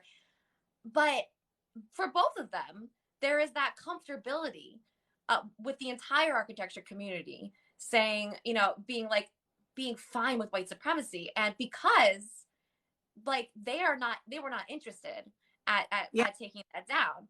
And then it's a range from the people that are like outright, bigoted, and, have like there's these theorists that are still read in architecture schools today, and not always critically. You have those guys who are outright racist, and then you have everybody else who's like, yeah, but it was a different time. Yeah, like casual racism and casual. It's like I want people to think about that, right? Like, because we do, like, because. So I also deal in like energy work, right? Like, so when things become so binary, right? Like right, wrong, good, bad, black, white, straight, gay. Like when everything is just like we're missing all of this spectrum in between, right? Like, so it's like, oh well, no, like I said, like in order to be considered a racist, like, and I'm like, so what would you call the people that like sat around while all of this was happening, right? And yes. I often I'm a shock values person, right? And since we've all been indoctrinated to care about the Holocaust, because many don't, you just know about it, but you're not really interested in the Jewish people or their plight. But since we've been indoctrinated to care about the Holocaust, I'm like, okay, so what were the people doing when the train was going by? Mm-hmm. I hold them accountable too. Mm-hmm. Like they are accountable as well, right? Yeah. There was somebody driving that train. There was somebody loading that train up. There was somebody working in the gas mines, but there was a bunch of you motherfuckers letting that train go by. Mm-hmm. Mm-hmm. Absolutely. Absolutely. And what are people doing now too? What are people doing now that are standing by? Right. Like you are complicit in somebody else's oppression. If you don't say something, if you don't do something, and not everybody can put their bodies in the way. That's not a suggestion of mine, right? Like I'm not a person that's going to go out in the streets. That's not me, because I'm going to end harmed or jailed, and that's not a price I'm willing to pay. This is my level of activism, and then like what I do outside of these spaces. But like everybody should be doing something. Right. I'm willing to pay. This is my level of activism, and then like what I do outside of these spaces. But like everybody should be doing something. Right. Like everybody should be doing something, and that's where that intersectionality for me comes in again, right? Yeah. Like we're all concerned about somebody else, right? Like I'm concerned about you. I'm concerned about me. I'm going to secure my own oxygen mask first, which I suggest for everybody to do, right? Like that's I'm not saying. That's why that's another reason for me, like allyship is weird. I'm not asking you to unpack and re-traumatize yourself. Because if you're looking at white supremacy from a trauma care point, right? Like, and a trauma informed point is then you need a safe space to unpack that, right? Like you need to feel safe. You need to feel in community to share those things. Like every time I post a TikTok and I get like these thousands of comments from white people, I'm like, wow, they have so much. They're just like, well, since you asked, right? And I'm like, yeah, like unburden yourself of that. What we don't Yeah. talk about, what we don't speak on, what we don't confront, we can't heal, right? Like, Yeah. so it's like it's a very important thing, to your point, to not just look at like I have to be out here using like the K word and wearing a fucking symbol to be Mm-hmm. anti-Semitic. No, it could be somebody left a comment about the Kabul of, and I was like, Yeah. I didn't notice it. Somebody brought it to my attention, so I deleted it because I wasn't even going to Yeah. respond to it. Because then Yeah. that just like fuels it. But it's Yeah. that those small Yeah. things is like, no, no, It's no, no. no. And it's something, and actually I wanted to acknowledge this, like, from a little bit back, that we were talking about, like, just about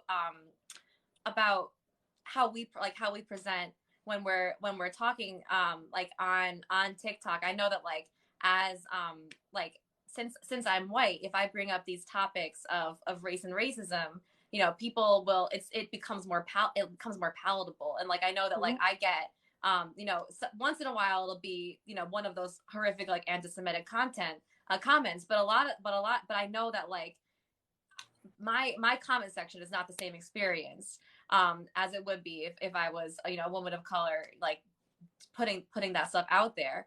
Yeah, And that's something that is, but what's so interesting too is the the um the amount of comments that I get, saying the same thing, which is that, it's not that deep. This question, it's not that deep, or like, you, like, stop making everything about race, or like, it was literally created. it was created Like this way.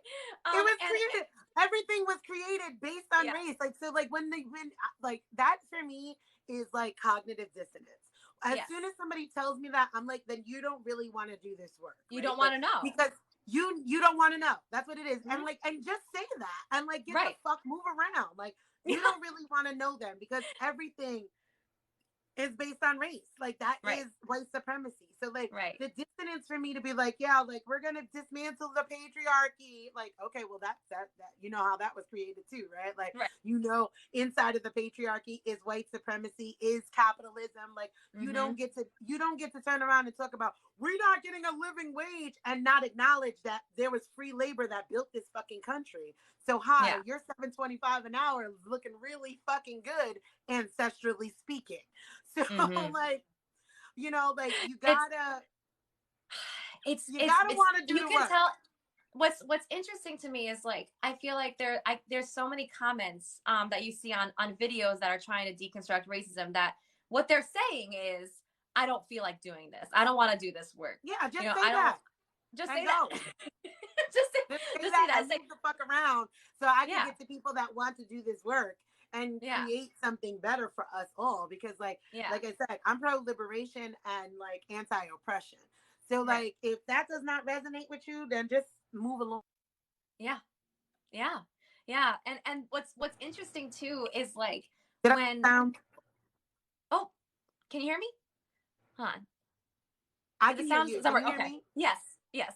Okay. But what I think is interesting too is just, like, the reaction when you show somebody, like, when somebody shows the underlying structure of racism, that a lot of that people will react with that, like, that rage, that, like, I don't want, that, this, like, extreme emotional reaction, where it's like, I feel like I've learned so much in the last year, like, being so, like, Yeah.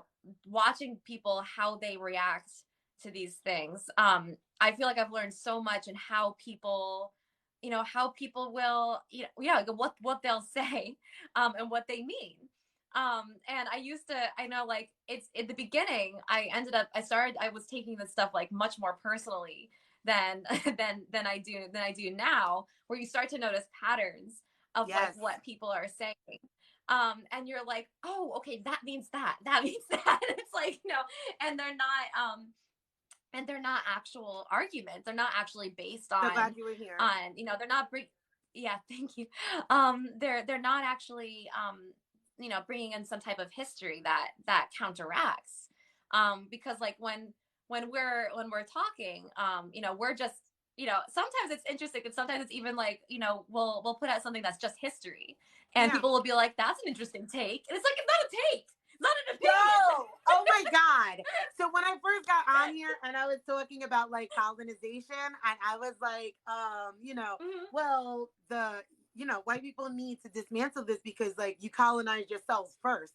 So like any Mm-hmm. group of people that would do this harm to themselves, like if you could take a you and like feed Mm-hmm. it to lions for entertainment, feeding Mm-hmm. my children to alligators means nothing to you. Mm-hmm. And like I was Mm-hmm. like, because like, Europe colonized Europe first. And this guy literally was like, Europe colonized Europe. That's a take. I was like, It's not a take. It's not a oh, take. where the fuck am I right now? Like, what fucking dimension did I just slide into? Because it's obviously 2 levels from hell. Yeah. It's People are so wild. true. People are It's wild. so true. It's so true. I was It's so like, true. People that's a people take. will say like people will say the wildest things where it's like, this is such a terrible opinion. And it's like, It's not I an didn't opinion. it's not an opinion. I'm just telling you stuff that happened. I'm just telling you shit that happened. Like it's not any of that.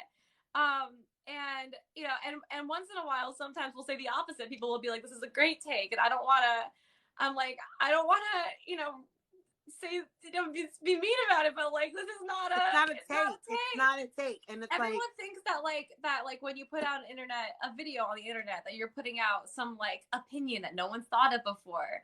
And like, honestly, like, I want to stop, like, and I've tried to like change a little bit the way that I've changed the way that I make videos a lot and present a lot over the year.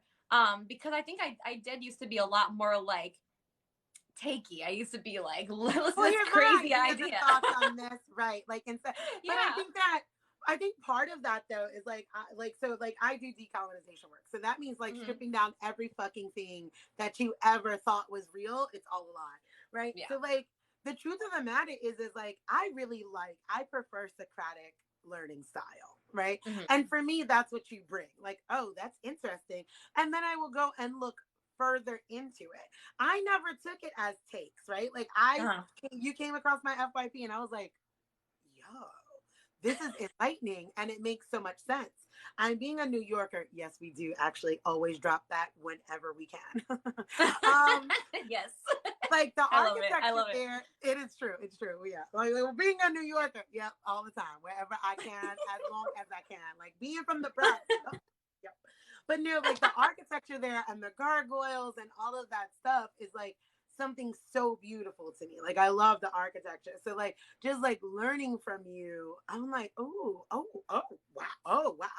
And when you really just accept the fact, like, because that's what it is like it's just an Mm-hmm. acceptance.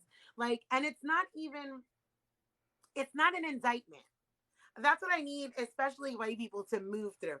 Yes. Acceptance that white supremacy exists is not an Yes. indictment on you as a human Yes. being. It is a Yes. system. It is like saying a toilet is used to shit. Like, Yeah. Yeah. it's And that's literally just that factual. It's not saying anything about you. It's saying, this is the system. What are you going to do about it? yeah, Like, 100%. 100%. And that's what I think is so interesting about I love that the they're having last like the their own conversations in the whole comments. ah! I'm looking, they're like all sharing all of this different information. I'm like, oh, I I'm gonna have to love go it. through this. um I so one thing I know that like that's what's so interesting about, like, I don't mean to, it's what when people talk about cancel culture or things like that, it gets so complicated because, like, I hate cancel culture. I hate the whole idea. Hate But it. like, one thing that is so interesting is that the choice of a lot of, for example, like a lot of streaming services to just delete episodes of shows, I'm or like, even like, hi, yeah, have you guys heard of burning libraries? That's why you didn't know Afro Germans existed. That's why you didn't know about the Pink Triangle. yeah, That's why you don't know about the massacres inside of, like, the yeah, United States against Black people. Like, yeah, changing history is actually that. It's not knocking yeah, down the Confederate statue. It is taking books out of school. Like, we don't teach Right. those books because it has those words. Yeah. It meant I'll take an N word over you saying Africans were fucking immigrated over here to work like they Yeah. did in Texas, right? Like they Yeah. literally shifted history like the Daughters of the Confederates did way back when. So Yeah. it's like, It's the same thing, brushing things under, it's just brushing things under the carpet. It's just mhm. making things prettier. And not holding space to, and Don't it's we the want same. Trump canceled? I'll get into that in a second. I'll answer that. And that's the same thing of what's happening by just suspending Whoopi for 2 weeks. You know, by just by quote unquote like just just covering, like just silencing and covering and all of these things, things that like are also, they're just elements of like this the the punishment system that we've set up here, where, and it's the same thing where like if content creators, and a lot of content creators are, yeah, consequences are not cancellation. I think that's very true. I think that there It's are lazy these activism. lines in between. It's lazy. It's It lazy as is. fuck. And if there are these lines where it's so weird, where like people will say the wrong thing, and sometimes they really are wrong, and people will come to them, and the best outcome is when they have an active conversation. They talk about what's the problem and everything like that. On the other hand, sometimes you have people saying things, people will sometimes accuse someone of doing something wrong, and then will kind of engage in this punishment system and not like a learning system. And I'm like I'm in a weird words. But I don't and that I feel like, and that's what's so complicated, is that like it's every situation is different too. But what Right. ends up happening That part. in the last and the last couple weeks, and I look at this a lot with museums, with like what museums will do is like have all of these initiatives and committees and all of these things where it's like, okay, well, let's talk about how you didn't think about this until now. Like, let's talk about like how this wasn't a thing until 2020. This was not on your radar. And No. if you're actually gonna talk about your diversifying efforts, you have to think about the very columns of this institution at a huge art museum. What created this? How many hundreds of years? What kind of patrons? Who is on your board? And how is that actually going to change? There are This so is many new ways. Rome. This is Rome. This is Rome all over again. Like Ugh. this is Rome. And I'm like, y'all do Uh-huh. know that Rome never fell, right? It just was rebranded. Like, why the fuck did we even learn Roman numerals? Like, Yes. why? Yes. Why the Yes. fuck do I need to know numbers of Rome? For real. Why in our Yeah. laws are things called Roman statutes? Why do I need Yes. to know that? This Yes. is Rome all over again. Yeah. Why is it the Colosseum? Why is it the Olympics? Like, I Yeah. asked all of that. I'm like, this is Yeah. fucking Rome. This is new Yeah. Rome. Like, Yeah. America is Rome all Yeah. over again. Rome has never Yeah. fallen. It is always rebranded. Yeah. So for me, that's how I look at it. And like I was like, again, from like an energetic, magical, like speaking like that statement, all roads lead to Rome. I fucking believe that is so indelible. Yeah. Like this is Rome. Like I'm Yeah. like, why is this called the Olympics? Like literally those are I'm It's like, Rome. And it's Rome. and white white nationalists and white nationalists within the classics, in academia and the classics, absolutely believe that 1000%, that they are in the lineage of Roman greatness, of Holy Roman fuck. greatness and imperialism. And I it drives me, and that's why you see that there was that outrage when that one classics professor suggested that not all Romans were white people, and not, that whiteness was a whole different thing than what people were then and who they were, but also the statues being brightly colored, and our the architecture being brightly colored, and there being graffiti all over the walls, and there being and that doesn't change the facts that Rome was also is also admired for its imperialism, its colonization, but it makes it more complicated when you threaten the idea that Rome was about the greatness of white people, which it's a whiteness wasn't really invented. So yeah, but so but it evolves, yeah, right? Like you don't yeah, come out of a small town and start conquering people and not think of how you're going to gain. Like, you know, I think that also. I love how this conversation has evolved to so many other me too, things, right? me Like, too. but that's what I'm saying. It's an evolving conversation. I Yeah, don't think that we think about. I just don't think we think enough. First of all, right? yeah, Like, they don't get capitalism does not give us time to think, right? Like way back when everybody was a philosopher, right? Like all you had was time to pontificate and wonder and right. be the great thinker, right? Like, and capitalism just doesn't allow us the time to fucking breathe, let alone like think critically or even just think expansively. Like Yeah, it doesn't even need to yeah. be critical, right? And then they tell you like unless I'm writing a thesis about something, I don't need to think that deeply, right? And I'm Mm, like, mm-hmm. no, No, that's not true. this is one of my things where once in a while, you'll see somebody, like question the credentials of a creator, and they'll come back and be like, and this is something that I've kind of been a little bit guilty of in the past, being like, oh yeah, I've done this and this and this in the past. I've done, Yes, the I've worked in all Romans, these yeah. organizations, all this shit. And now I'm like, next time someone's like, who are you to speak on this? I'm just a human being. Like, Me, I'm just a person on the internet. I can say me. whatever.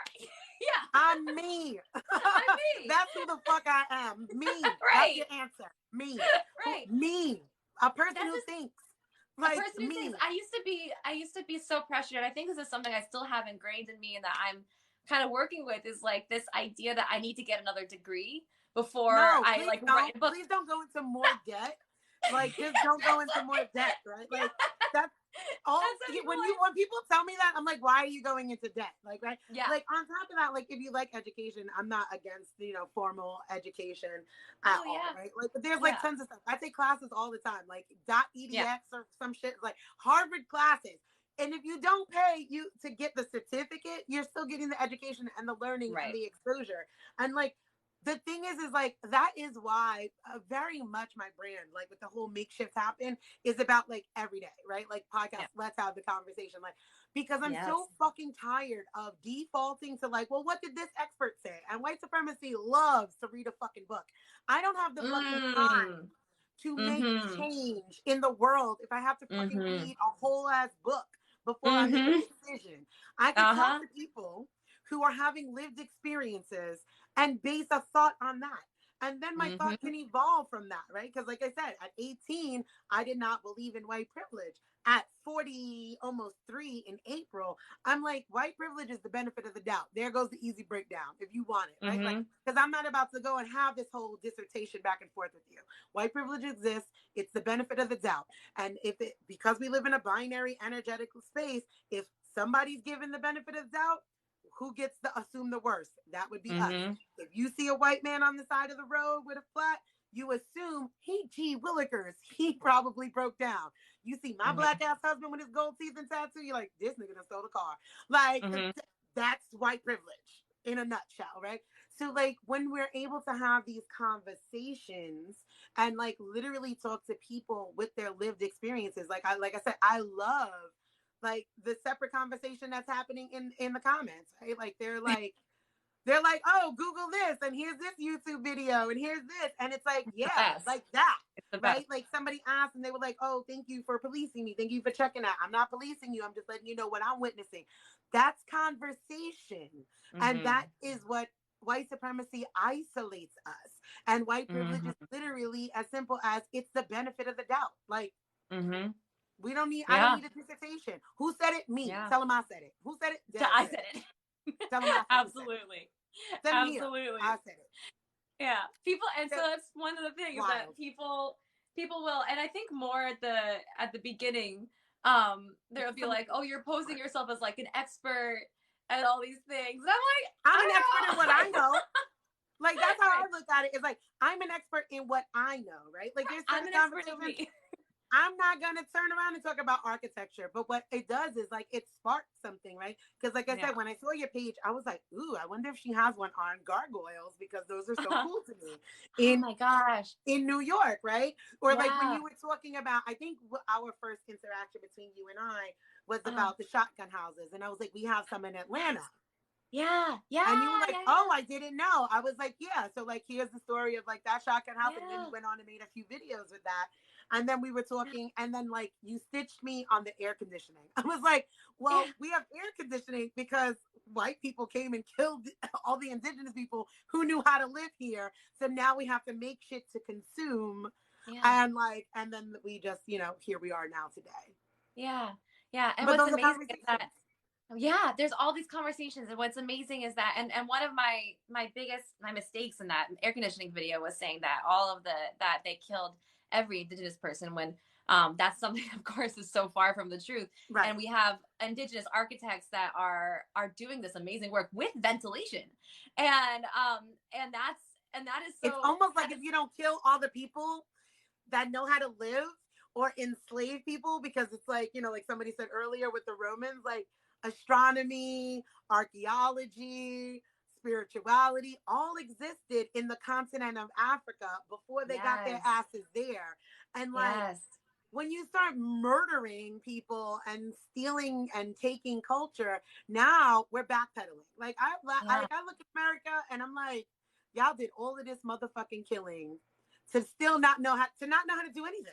And now you're like backpedaling yes, to figure it out. yes, Oh shit, we need water filtration. Really? Because I feel like the yeah, indigenous would have been able to tell you that if you oh, wasn't out there trying to kill them. You know what I mean? yeah, Like, oh, we yeah, need to understand, like, y'all still don't know how the pyramids were built, but you killed the people and you fucking trafficked them out of the country from the yeah, people that built them. Maybe if you didn't yeah, do that, you would know how yeah, the fuck they were built. But yeah, yeah. you're Oh, murdering culture, like that yeah, structure. It's about so much more, like, and then that leads into like reparations and stuff. For me, it's not only about physical labor, it's right. intellectual property as well. Yes. What do you Yeah. take from people when you take people, Yeah. when you Yeah. strip culture, when you Yeah. strip language, you strip their knowledge, not only Yeah. knowledge of self, but knowledge that can be shared, that can Yeah. be exchanged, right? Like bringing it all the way back to this conversation and back to my intersectionality. When you only place a white face on Jewish people, America, you Mm-hmm. strip their story. You're not Mm-hmm. protecting them. Like a white passing Mm-hmm. Jew is not more protected because of that. To the Right. contrary, they're more hated now, right? Yeah. Because Yeah. as a marginalized group inside of America, still, it's like, why are they getting more attention? Why are Yeah. they getting more care? Why do they have protections? Why is it a crime against to harm Jews, but not a crime? And now we're having the wrong fucking conversation. I don't want Mm-hmm. Jews to not be protected. I want Black people to be protected, right? Like Yeah. I don't want to be like, nah, the Jews got protection. So a couple of Asians got harmed, and now there's an anti-Asian bill. I don't care about that. We're having the wrong conversation. Mm-hmm. Can we get some federal protection too? Mm-hmm. Because y'all are Mm-hmm. still killing us. Y'all are lynching us still, right? Like that 72-year-old woman was hung from a tree. You think a 70 Black woman, 72 years old, who would have been alive during lynchings, said, I think I'm gonna climb up here and do this to myself. I'm Yeah. like, so we're just having the wrong conversations for me. Like we need to be Yeah. shifting those things, because when you steal from a people, you steal so much more. You are Yeah. taking identity, you are taking history, you are taking knowledge. And Yeah. there's no way to replace that unless Yeah. people are insular, where you get like, Amish groups or Mm-hmm. Appalachian or Jewish groups, Mm-hmm. and those people are insular. And then like Jewish people often know their stories unless they're hella Americanized. Right. I will Right. say that. Like if Yeah. you're Americanized and you're a Jew, then you probably don't, because now you've been indoctrinated into Americanness, right? Yeah. But like Yeah. if you live a Jewish life, and which is why I was confused on Jews being a race. Because for Right. me, like I said, like all of the Jews that I've ever been exposed to in my life, they live a Jewish lifestyle. Like it's a Yeah. whole lifestyle. It's a Yeah. whole way of being, a way of speaking, a way of thinking, a way of moving culturally as an entire people. So I was like, they can't be erased. That doesn't, Right. it does not compute for me. It doesn't compute. And it is true. Like that's something I see that someone was saying, calling white Jews white, a racist complexity. And White I think it, passing Jews. Usually I say white passing, so I apologize. oh no, but I actually, like, I kind of disagree, because like I think it's this is just my perspective. You know, a lot of people say different things. It's just that, like, because, you know, what I think that that our the discussion of our Jews, it's so it's this is okay. This is really complicated. No, I don't. That's not not the conversation we're having. Somebody says, "Are Jews white?" Jews are not white to me. That's not the conversation that we're that's having. That's not the conversation at all. But what I think a lot of people have been missing in this conversation through Whoopi Goldberg, is the fact that you know, like, for me, like, I do have privilege. Like, I do have that white privilege. And I think I need to be active and thinking about. You are both. Hold on, because Robin, you are both. Like that is what race does. That's what, like, when I bang on my TikTok, white supremacy erases. It doesn't care about your ethnicity. It doesn't care about your culture. It doesn't care about your language. It doesn't care about your lived truth. Right? Like I said, like, I grew up culturally Irish American. My grandmother moved here as an adult, not like young, you know what I'm saying? Like, oh yeah, we're Irish, we came on the Mayflower. Like, my grandmother was 30. My entire family before that, like, my mother's a first generation American. I'm still Black. Right? Like, but now that doesn't take away my ethnicity. That doesn't take away my culture. That doesn't take away what I grew up doing. Right. How I move now internally. But externally, the way the world perceives me within the system of white supremacy, I'm going to be treated a certain sort of way. Yeah. So it's like, you could be you're a white presenting Jew at best, right? Like, like it, like, it's not to call you white. It's not to say that I'm not trying to erase your Jewishness. Like, it's not to say that complexity isn't there, and that difference isn't there. And like, and you know, we're treated as different. I'm treated as different all the time. You know, it's not that complexity. Exactly. Somebody said being white passing, no matter who or what, gives you certain, because there's like Passe Blanc. I follow this creator here, and I think that's actually his tag, and he is white presenting, but he is a Black man. Right. And like, so he goes through the whole story of like Passe Blanc and what that means to the Black community, those that were coming, you know, like in between, able to give information back and forth between these two groups, right? Where you can kind of move in, but then that also, so here's the wild thing, and intersectionality. So Passe Blanc within Black communities, when we were able to, not we, because I was never going to be able to pass for, maybe now because white women are blackfishing, but like when you were like in those days when you were able to be white passing, you were utilized within your community to move through those spaces and come back and tell us. But like, look how fucked up white supremacy is. So while that was beneficial to us as a Black community, those were sneaky Jews. So it's like, hi, we're all fucked up together, like that, like, so a white passing Jew, now it's supposed to be a good thing, but before, that's literally, right, like the tropes. If you Google tropes about Jews, and you'll see rats, like they called them rats because they were sneaky and filthy animals, and like, it's disgusting, the whole place. And it is that sneakiness too. That's something we were talking about a little bit before. Oh yeah, absolutely. There's a burden. I talk about the burden of privilege, because there is a burden to that, because you're not seen. That's the point of white supremacy. Yeah, it happens to us as Black people too. That's why y'all make us a monolith, right? Like, oh well, Desiree said that this, so like all Black people should adhere to that because that's it. But that's what white supremacy does. So then it pushes us on either side of the aisle, because I'm going to say, I don't give a fuck about you being Jewish, you're white. And it's like, oh, that's anti-Semitic. So fuck me and my 2,000 years of oppression, because, you know, and like now we're infighting. And again, having the wrong conversation. I can see you. I see you. You're Jewish. I understand the Jewish diaspora. Mm-hmm. also understand racism in America and respect my diaspora. So my diaspora says, you're white.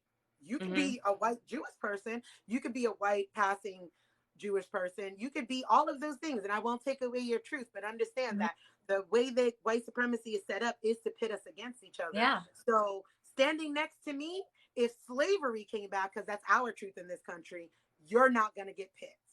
Mm-hmm. However, if a Jewish Holocaust came back, you would get picked and I wouldn't. Do you see what I mean? Like, yeah. Yeah. So it's one of those interesting things. why am I talking so much about anti-Semitism when not even Jewish? Because Isabella's we're here. Jewish and I Because run my I'm mouth Jewish. a lot. Because I'm Jewish and we're here, and that's kind of what we're talking a little bit about right now. And this is something that it applies in a lot of different ways. That like this is what a conversation that's been happening and from different creators. So I have like friends that are on the app that are Romani, who are indigenous, who are a few different different peoples that are that that are white. Hold on, They because I don't want oh that to be. sorry. No, I want to interrupt you just because the person said it sounds like I was explaining it to Isabella. I was explaining Oh it to somebody in the comments, not to Isabella at all. no. Somebody asked a specific question and I was answering because they asked about, but like I'm white, so I get erased. And since I deal with like what white supremacy looks like, that's what I was talking about. It. Back to you, Yeah. Isabella. Yeah. So so if you haven't actually listened to Romani people, I think it's important that you search out Romani accounts on the app. Florida Florian is a really great account. I'll put that in Can you the tag them? Because that would be I cool. can.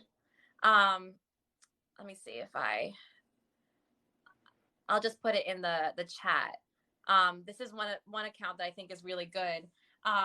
If you search Florian, you probably will be able to come up. And I think that account will lead you to some other Romani accounts where because their story has been so suppressed and so erased, and they experience not they experience so much hatred and supremacy and in America, in the US, not just in Europe where it is horrible, but in the US right now there are We people also that wear them like culture, yes bohemian.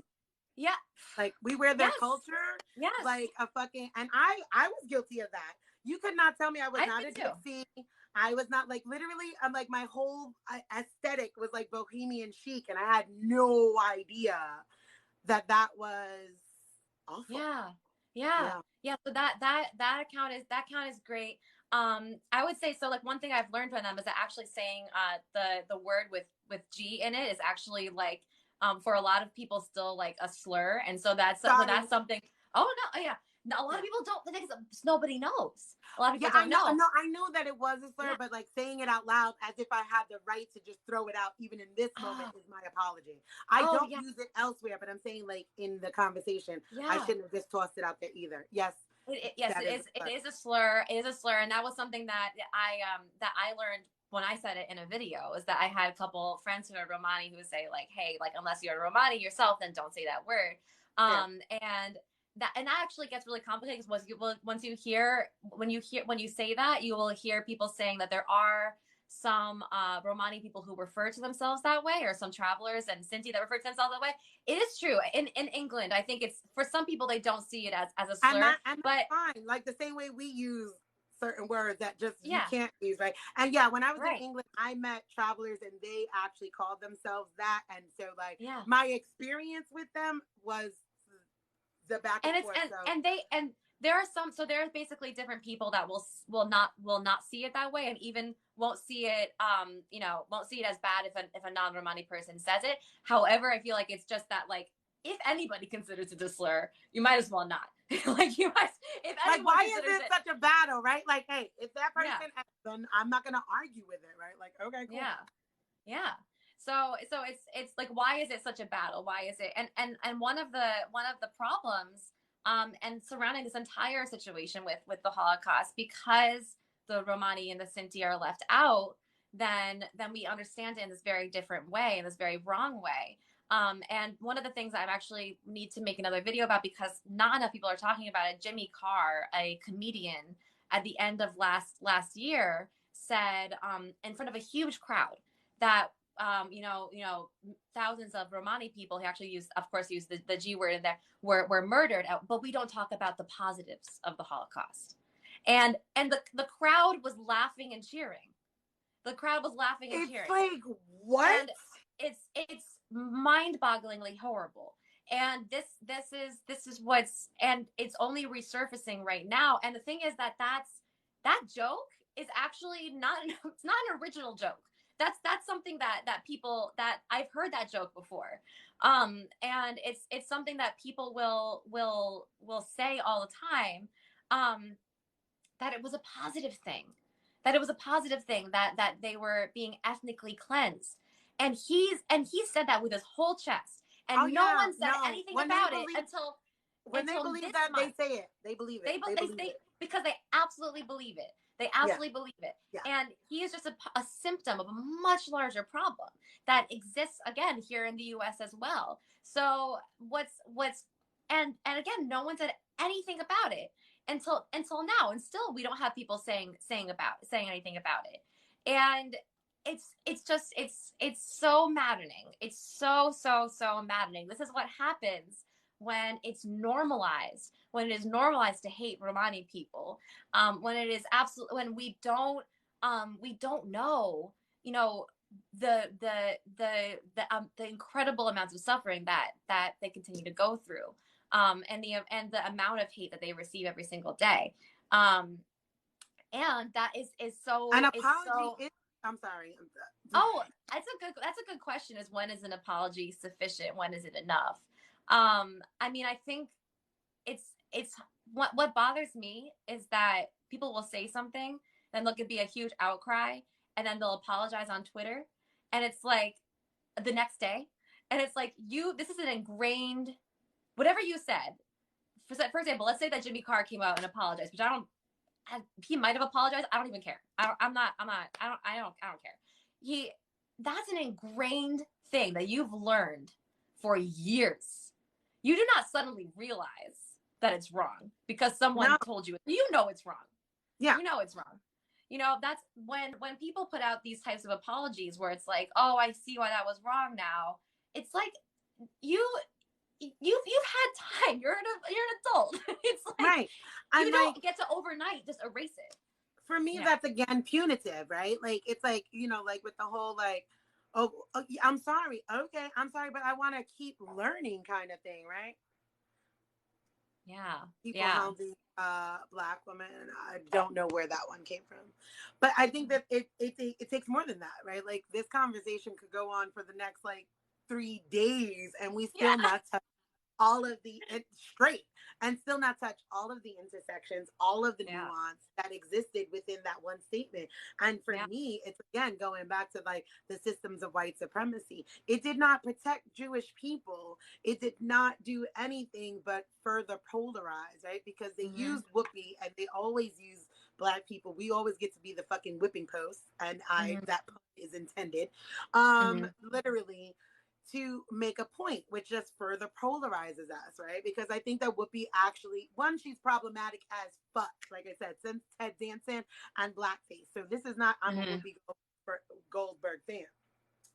I think that I had this conversation in Clubhouse last week. I think multiple truths exist within Whoopi being, yes, I do. It really does. Multiple truths exist. One, Whoopi has pushed a lot of fucking envelopes just all the way. And this was just like too damn much. Second, she's a Black woman. So absolutely able to be put on the chopping block with no protection. So then that forces us as the Black community to like not even need to, I can't be concerned about the Jewish community right now. I need to protect this Black woman because not enough people protect Black women, right? Like it's Black women that protect Black women.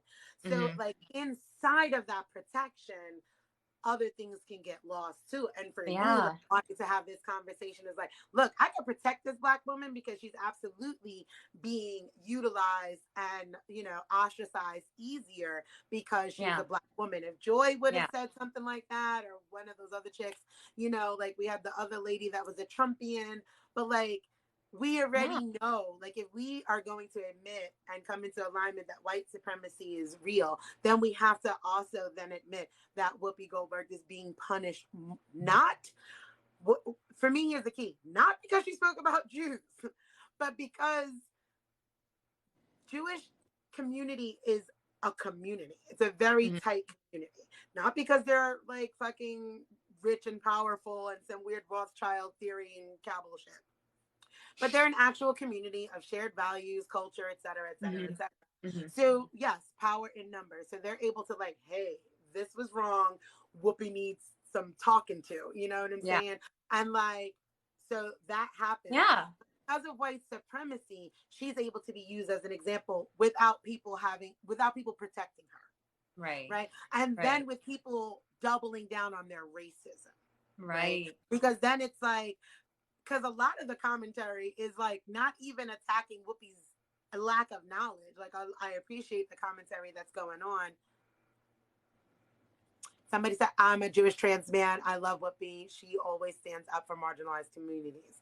Thank you for that. I appreciate that greatly, honestly. Mm-hmm. Um, so like it just for me it just separates us more, because that was a Mm-hmm. great time, like you said, right? Like, because the Jewish community is such a community, they could have brought like a rabbi or the ADL or whatever and just had a special view with Yeah. Whoopi. Like, let's have this And that's what we're, conversation. yeah. Yeah. And so, and that's when one thing that I don't know if y'all follow It was Millie. given to her. She didn't Mm-hmm. name. Apparently, her mother names her with the last name Goldberg, and Yeah. it was based on the idea that, you know, choose the powerful in Hollywood. My daughter will have a better chance. We covered Yeah. that intersection on, yes, it's anti-Semitic. It's also what's forced on Black people to take on more white names or white looks to survive white supremacy in America. Yeah. So it's a little bit of both. Absolutely. Absolutely. And that was one thing Yeah, that Robin. Duh. that's that's one thing that drives me up the wall is that I don't know if you guys follow Millie Not So Vanilli on here, where she's a Jewish creator who calls out anti-Semitism every day on the app. And the thing is, like, until the you know, and that's one of the things where it's like the Wild and Winning situation last week. The creator who was talking about, dirty evil Jews, and then the Whoopi situation. We had this outpouring of everybody, all over the app saying, this is so horrible, this is so horrible. But it's like, honestly, and at one point it was like, okay, this is good, like, I'm glad we're talking, but like, this happens every day. This happens every day. People say horrible things. When they push anti-Semitic conspiracy theories. There are white people on this app all over the place, and we try to tell you. We try to talk about it, and it's only that this is happening now that everybody's getting on the bandwagon, and the anti-blackness becomes clear. And that's like, this is something that's, it's not just, one or two people saying stuff that's anti-Semitic. It's a very widespread, deeply ingrained problem Absolutely. that we talk about all the time. That, why haven't you said anything until now? Why now are you coming after people? And it's just, it's really frustrating, because this is not the way that we should be having this conversation. No. This is not the way it should be having, because it only is breeding more hatefulness. And that's why I am so with you on saying this is an evolving conversation. This is not something that's going to be ended this weekend, because No. it's something that needs to be talked about at length, and all the different aspects of it. It's not just about condemning one person, or one putting one person out to dry and what the things that they said. people are what we were talking about before. People are And they attacking love the to do that, right? Because that's what they yeah. make it seem like. And it's like, okay, are we unpacking how insidious anti-Semitism is? And then are we unpacking how insidious racism and anti-blackness is in this country, right? Because like somebody was like, you can't compare the two. We're not looking to compare the two. We're looking to understand how the fuck to survive white supremacy. Nobody, I'm not about to be like, well, we're just saying the different experiences underneath the same thing, right? Like, I have 3 children who live in my house right now. All 3 of them will have a different story of us as parents. Like, doesn't mean that any of their stories are less true, right? I have a 26-year-old daughter from my first marriage that we're estranged that I shared about on my IG. Her story of it doesn't make my story any less true. We have versions of it that are true. And if we were sharing more of our lived experiences, we would start being able to pinpoint the systems that are the problem, right? Like, I'm not going to be like, well, Isabella, your life is easier because she should know that. She should know it's just a little bit easier because she's a white passing Jewish person, right? Because she accepts that white supremacy is real. I'm not about to sit down and like, I do things from a trauma informed space. I don't need to re-traumatize her or myself through our people's diaspora or our harm underneath white supremacy. Well, 12 million of us, well, 40 million of us, well, my brother, and well, your cousin. Here, all we're doing is re-traumatizing each other.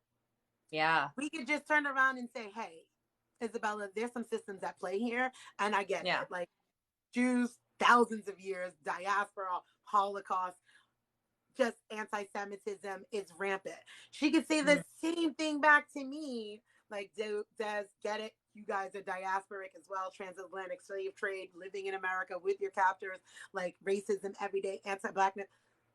What are we going to do about it? And that's where the nuance comes in. We're not trying to compare pain. No. And it would be unhelpful to do so. I think what's interesting is to look at that's where we're coming back to like intersectionality, where you look at like, yes, it's like, it's, it's almost too simple to almost say like it's two sides of the same coin now. Like the more I weigh it in my head, because it's like, yes, like it is important not to compare, but of course to look. So because it's not, I think it's a contrast, right? Yeah. I think instead of a comparing, it's a contrast. Like, this is your experience under white supremacy. This is my experience under white supremacy. So the misspeaking is literally not a comparison. Well, like the Jews didn't get it as bad because they weren't Black. It is, again, for me, when I heard it, one, like I said, and things evolve. For me, growing up in New York, I told y'all we dropped in New York. Growing up in New York, growing up in New York, one, you get hella anti-Semitic education and indoctrination because, again, like I said, our public schools run on the Jewish calendar, right? Like, I was off for Hanukkah and didn't know what the fuck Hanukkah was. But so like you'll get the Jews run New York. It's like, and you think that's just like normal. So like this anti-Semitic stuff that would happen inside of New York City for me was normal, right? So like when I was older and having conversations, you know what I'm saying? Like I realized how much indoctrination into my own anti-Semitic behavior just existing, right? I don't hate Jews. I don't align with, Nazi Germany. And these are the binaries that we think we need to in order to hold up certain tropes of white supremacy. So all of that being said is I think that, again, things being evolving for us as Black people in America, race is solely based on the color of our skin. Then when you turn around and say in America, we've been indoctrinated, not educated, and we're indoctrinated about the Holocaust from an American point of view. They didn't care about the Jews. America just taught us about them saving them from the Germans and never talking about the role of America and our Jim Crow race laws happening at the same time that Hitler learned and then used on the Jews to racialize them. So like, as Black people, it is a very easy thing to turn around and be like, it's not about race. Because that's not how race is applied to us. Yeah.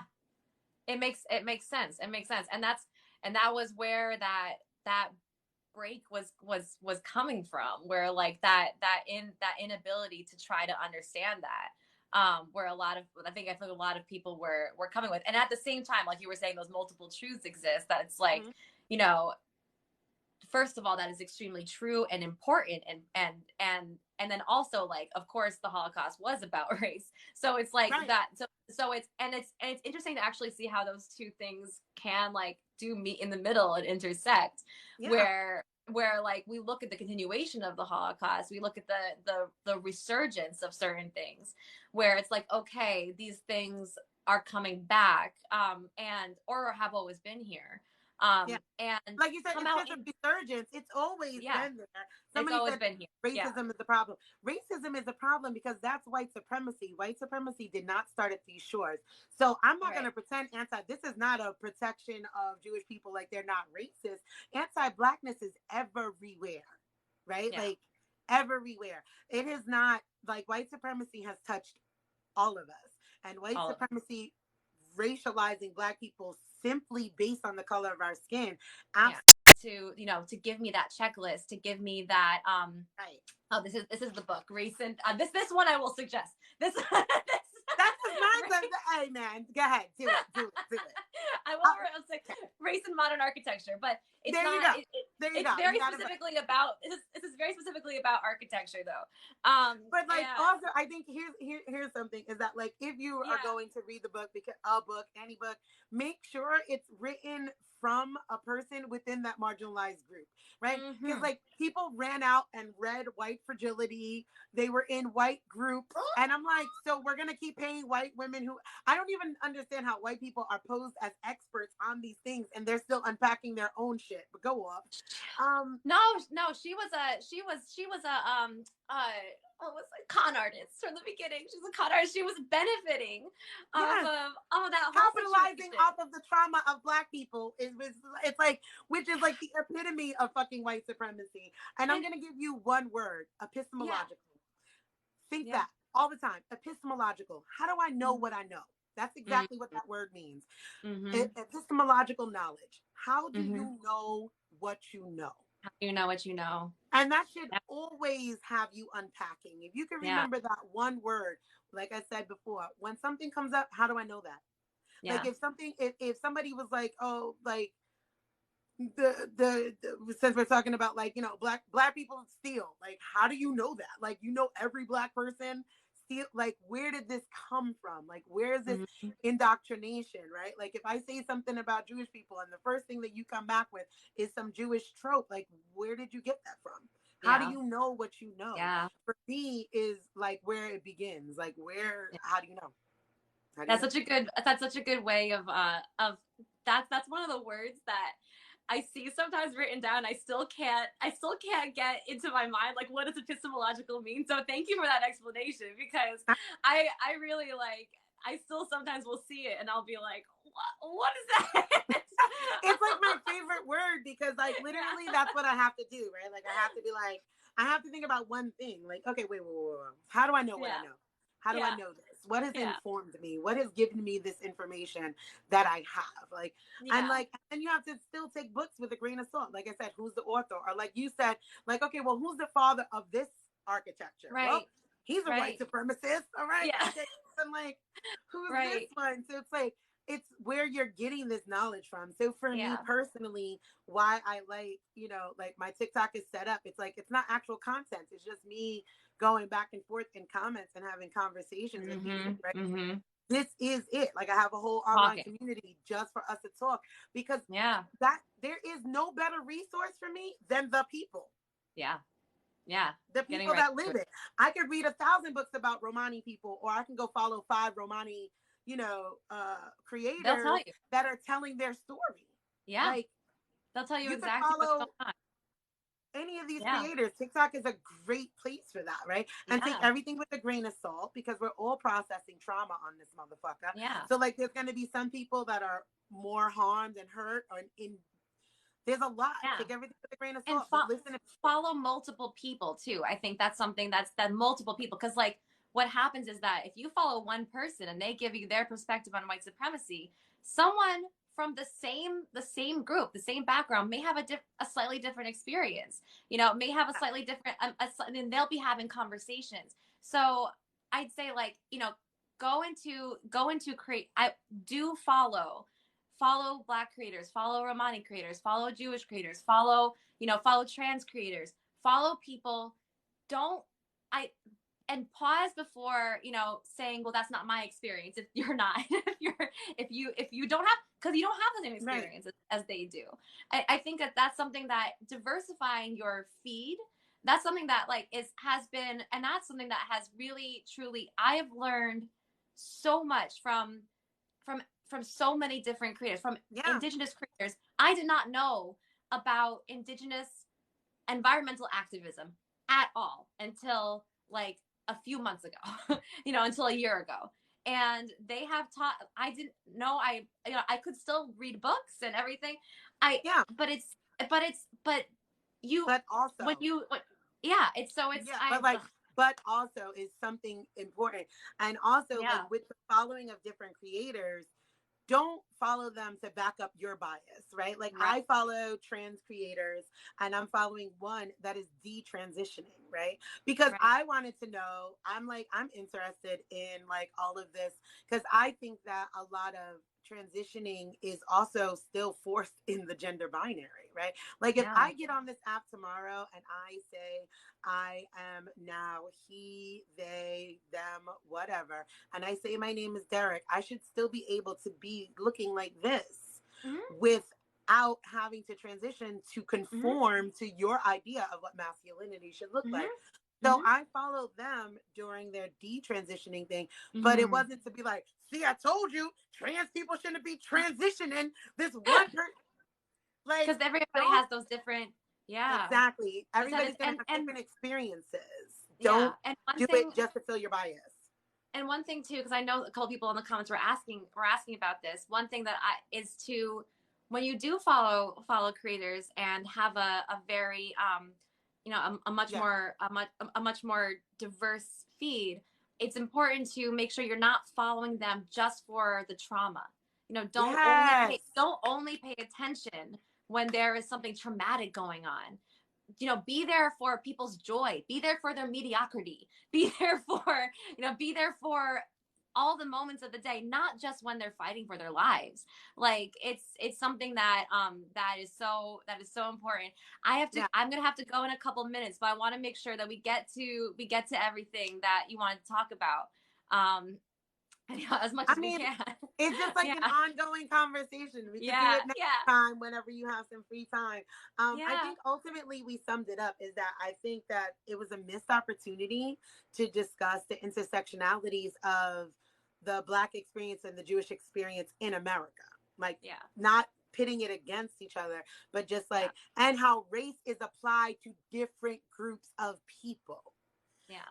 I think that was a huge miss for them, and they could have done better. I think we covered, I feel that she was absolutely punished more because she's a Black woman, right? And that's what race looks like to us in America. So even if it's not true because you don't believe it, because that's our lived experiences, that's how we are receiving it. Just like a Jewish person may be receiving that as that's anti-Semitic, and like many of us did not know. I myself did not know that Jews classified themselves as a race, and some do and some don't. So back to that point too. I wouldn't, but right. Like it's like okay, I'm just gonna trust the Jewish person in front of me, right? Like like as a whole, for me, it's an ethnic group. It's also a religion. Like you could, if you choose to, like they don't proselytize and tell you to, but like just trust people's lived experiences, right? And like for me, seek where we meet more, where our alikeness brings us together more than allowing these systems of white supremacy to divide us. Was pretty much 100%. Yeah. I'm so glad that we got to talk today.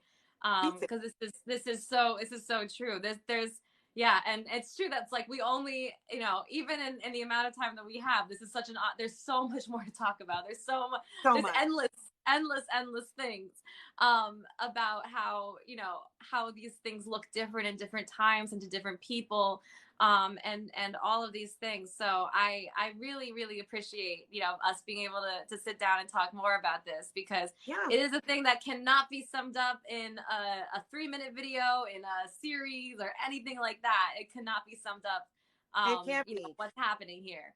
It's lived So experiences, and those yeah, change from yeah, moment to moment of what you're yeah, feeling and attacking. So thank you for yeah. Thank you. taking time out of your Sunday. Yes, you too. And thank you all to everyone's here. This is so fantastic. So yeah, thank you so Yeah. much. All right, I'm gonna end it now. All I right, see you I'll guys talk to you like still soon. chatting, but I'm sorry, we're gonna Yes, get off. We gotta do yes. other things. And Pikachu, say goodbye. Oh no. Bye, Oh, this Pikachu. is Oh, bye. But let's talk again soon. yeah, It's I'm gonna be totally so down. good. You let me know when. 100%. All All right, right. Bye bye. guys.